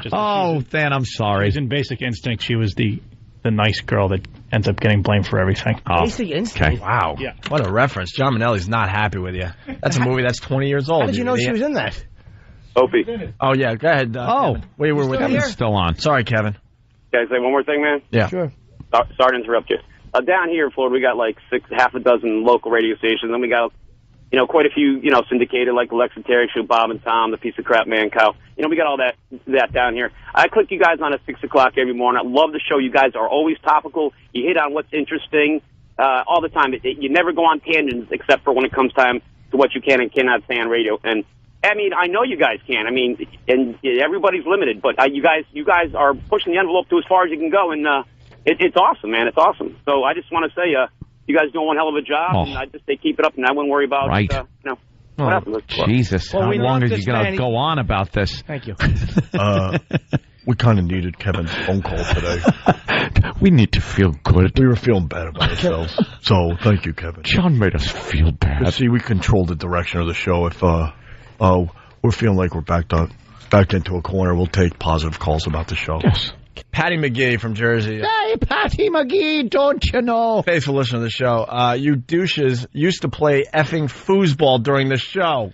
Ah, those were the days. It really was. Anthony would be outside like William Holden, sucking down beers. Just drinking, smoking, playing foosball. Those were the days. Stinky smoked dope. And I looked for prostitutes on Craigslist in Ben's office. It was awful. That was our show. That was the show. And Ken would walk around in his stupid tie and wonder how he could get rid of me. Because he'd be around once every month. Ken, our boss would check in. You guys all right? Yeah, okay, goodbye. And there he is with his baggage flying off to Washington or Philly or whatever. Right. And we'd have the run of the joint. Oh, boy, did we. You're right. Those were the days for us. I hated every single person that was working on the show. It was just such a weird time, man. But you guys were... God forbid I got some happiness in my life and I'm enjoying myself more. But as far as the station underperforming, I do have to say, even at the peak of the ratings, I mean, you guys were killing. Well, and it was a tough sell then, even. That's the inside stuff that, I mean, if we had hours, we could do this. Like when John goes, I got fired because you guys were, you didn't perform better than you were. Mm-hmm. That's crazy because at NEW, we were the only station. Well, Ron and Fez at the end were doing very well, yes. Yes. And people weren't losing their jobs. They weren't changing formats. They just kept trying new shows. Yeah. Over and over and over. There were basically no ratings in all the other day parts except for Ron and Fez. Yeah. And they took a little time for traction. But the company believed in them and knew they had something. Yep. The company, unfortunately, did not believe in a lot of the shows they had on this station, John. You know that. John and Jeff, though, we got to get them back. Yes. It's so weird to walk in here and hear music playing. And not that babble. They even grew on me in a weird way. Like, you ever listen to this? Sometimes there's just people who you'd kind of like to murder, and yet you can listen to them on the way in. Well, I guess it's time to go. Oh, well. If you want to join us at the other place. Feel free. You don't have to. But, Oh, there it is. Somebody leaked his memo. No. That memo couldn't drip out. No. No. He needed us to send it to Alan because he was too scared of the agreement he made with the company. Oh, there it is. But he's going to try to claim that he's an aggressive person. Do you understand what I've been saying today? So he actually had to go to us and tell Alan to ask us if we could send it in to Alan. Guess what? Opie and Anthony sent that memo to Alan Sniffen. Alan says, here's the text of John's final critique of O&A that was forwarded to me, and then it says, not by John. Yeah, but John will claim he's aggressive. Really, John? It sounds like you kind of like money, too. Hey, what's the matter, John? Why didn't you just send it? What's wrong with liking money, John? Come on. Looks like you like your own money. What's the matter? Because if you're an aggressive person, you should have sent it right over to Alan. But instead, you blind CC'd everyone, didn't you? When you read had little secret discussions as you're drinking your Mountain Dew in the middle of the night, you weirdo. When you read this, just notice the dripping sarcasm and just bitterness in this. And I'm saying I will have a response on that very message board to his critique. I said it on the air, but I'll put it in text form and write that down as a response. Wearing suits that they wore in Dealey Plaza, you weirdo. You want to be this rebel. How about you dress like one? But you're aggressive, right? Yeah, I see it. You're aggressive. Everything you do proves you're not. Blind CC. Call me on the secret number.